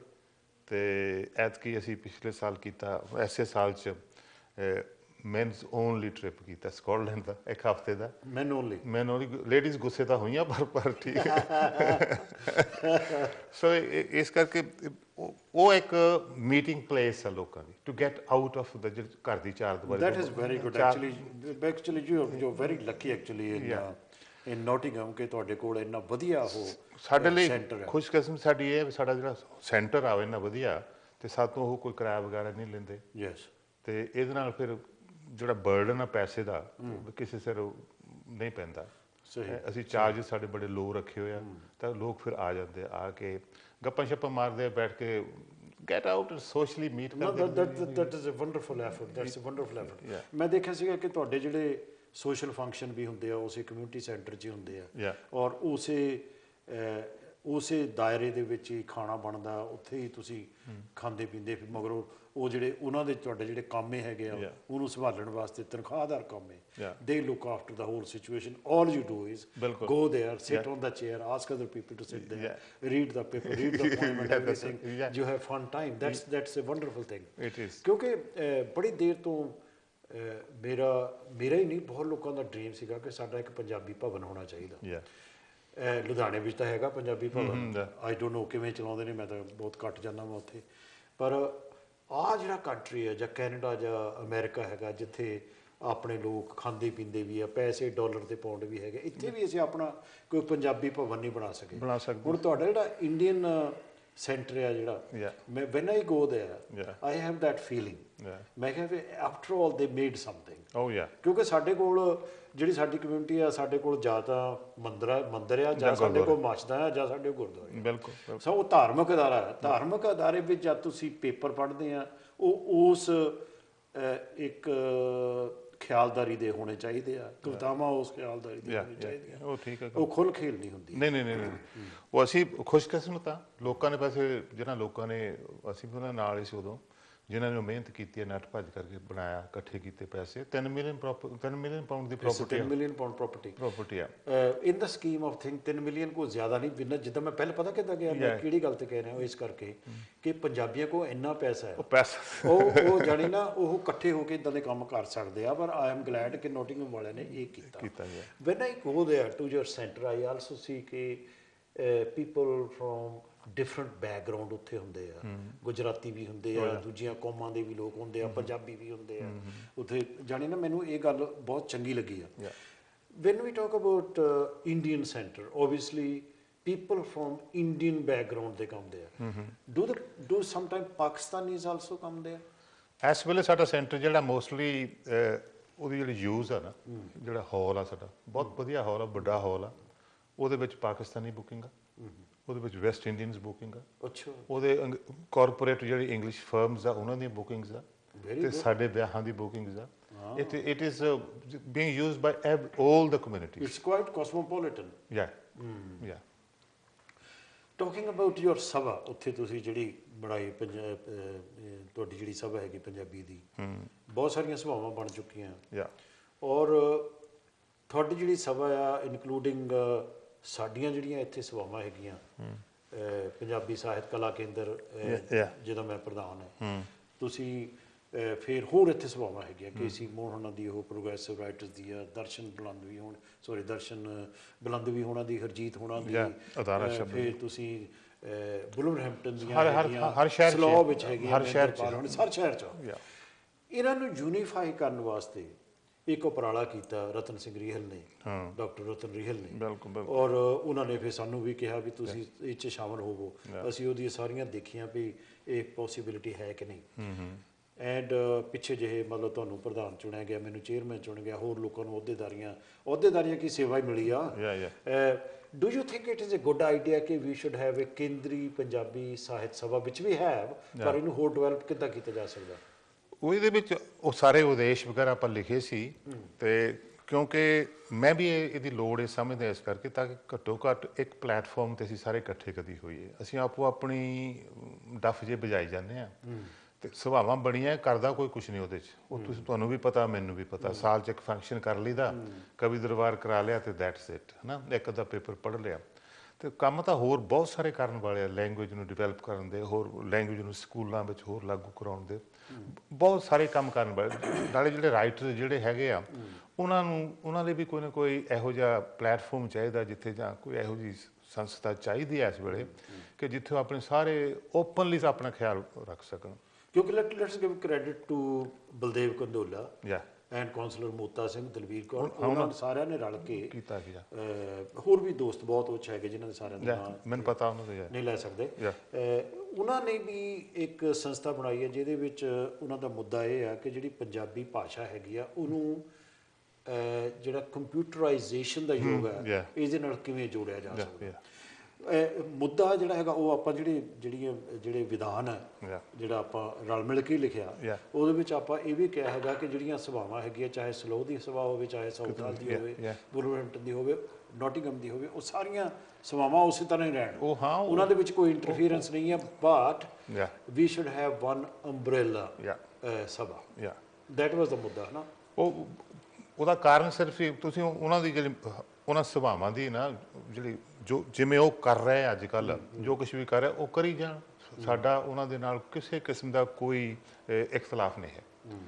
ਅਸੀਂ ਚਾਹੁੰਦੇ ਹਾਂ ਕਿ ਉਹ ਸਾਰੀਆਂ ਸਭਾਵਾਂ ਸਾਡੇ 'ਚ ਰਲ ਕੇ ਇੱਕ ਜਿਹੜੀ ਕੇਂਦਰੀ ਪੰਜਾਬੀ ਸਭਾ 'ਚ ਆ ਕੇ ਇਕੱਠੇ ਹੋ ਕੇ ਕੋਈ ਸਾਂਝਾ ਪ੍ਰੋਗਰਾਮ ਉਲੀਕੀਏ ਜਿਹਦੇ ਵਿੱਚ ਸਾਰੇ ਆ ਜਾਣ, ਨਾ ਕਿ ਆਪੋ ਆਪਣੇ ਇਕੱਲੇ ਸ਼ਹਿਰ ਦੇ 2-2 4-4। ਆਪਾਂ ਵੇਖਦੇ ਹਾਂ ਹਰ ਸਾਲ ਕੀ ਹੋ ਰਿਹਾ, ਕਵੀ ਦਰਬਾਰ ਕਰਵਾ ਲਿਆ, ਚੱਲਦਾ ਐਸੇ ਫਿਰ ਕਲੈਸ਼ ਵੀ ਹੁੰਦਾ ਹੈ। ਕਲੈਸ਼ਸ ਤਾਂ ਬਹੁਤ ਹੁੰਦੇ ਆ, ਡੇਟਸ ਦਾ ਬੜਾ ਕਲੈਸ਼ ਹੁੰਦਾ ਹੈ ਫਿਰ। ਬਿਲਕੁਲ, ਕਿਉਂਕਿ let's B realistic about it ਕਿ ਬਹੁਤੇ ਲਿਖਾਰੀ ਰਹਿ ਨਹੀਂ ਗਏ, ਕਿਉਂਕਿ ਜਿਹੜੇ ਇੰਡੀਆ ਤੋਂ ਆਏ ਸੀਗੇ ਉਹ ਵਿਚਾਰੇ ਕੁਝ ਤੁਰ ਗਏ ਨੇ, ਹੈ ਨਾ। ਬਾਕੀ ਦੇ ਜਿਹੜੇ ਰਹਿੰਦੇ ਆ, ਨਵੀਂ ਐਡੀਸ਼ਨ ਹੋਈ ਆ ਬਹੁਤ ਥੋੜੀ, ਜਿੰਦਰਜੀਤ ਓਂਕਾਰ ਹੈ, ਅਜ਼ੀਮ ਸ਼ੇਖਰ ਹੈ, ਜੱਗੀ ਕੁੱਸਾ ਹੈ, ਇਹ ਨਵੇਂ ਮੁੰਡੇ ਆਏ, ਬਹੁਤ ਥੋੜੀ ਹੋਈ ਹੈ। ਇਹਨਾਂ ਜ਼ਿਆਦਾ ਗਿਣਤੀ ਦੀ ਆ, ਤੁਸੀਂ ਸ਼ਾਇਦ ਥੋੜੀ ਜਿਹੀ ਵਧੇ, ਮੈਨੂੰ ਲੱਗਦਾ ਨਹੀਂ। ਲੇਕਿਨ ਨੈਵਰਥਲੈਸ ਕਿ ਆਈ ਐਗਰੀ ਵਿਦ ਯੂ ਕਿ ਵੱਖ-ਵੱਖ ਸਭਾਵਾਂ ਦੇ ਜਿਹੜੇ ਮੈਂਬਰ ਹੈਗੇ ਉਹ ਇਕੱਠੇ ਹੋ ਕੇ ਅੱਗੇ ਤੁਰਨ ਤਾਂ ਚੰਗੀ ਗੱਲ ਹੈ। ਕਿਉਂਕਿ ਜਦੋਂ ਅਸੀਂ ਕਿਤਾਬਾਂ ਦੀ ਗੱਲ ਕਰਦੇ ਹਾਂ ਸੰਤੋਖ ਜੀ, ਕਿਤਾਬਾਂ ਛਪਾਈ ਤਾਂ ਜਾਂਦਾ ਹਰੇਕ ਹੀ ਬੰਦਾ, ਕਿੰਨੀਆਂ ਕਿਤਾਬਾਂ ਛਪਾਈ ਜਾਂਦੇ, ਕਈ ਤਾਂ ਜ਼ਿਆਦਾ ਹੀ ਛਪਾ ਰਹੇ ਆ। 10 ਤਾਂ ਮੇਰੀਆਂ 10 ਤਾਂ ਮੇਰੀਆਂ ਛਪ ਚੁੱਕੀਆਂ, ਪਰ ਮੈਨੂੰ 20-25 ਸਾਲ ਲੱਗ ਗਏ 10 ਛਾਪਣ। ਮੈਂ ਸਾਡੇ ਸੀ ਤਾਂ 10 ਸਾਲਾਂ ਦੇ ਲੋਕਾਂ ਨੇ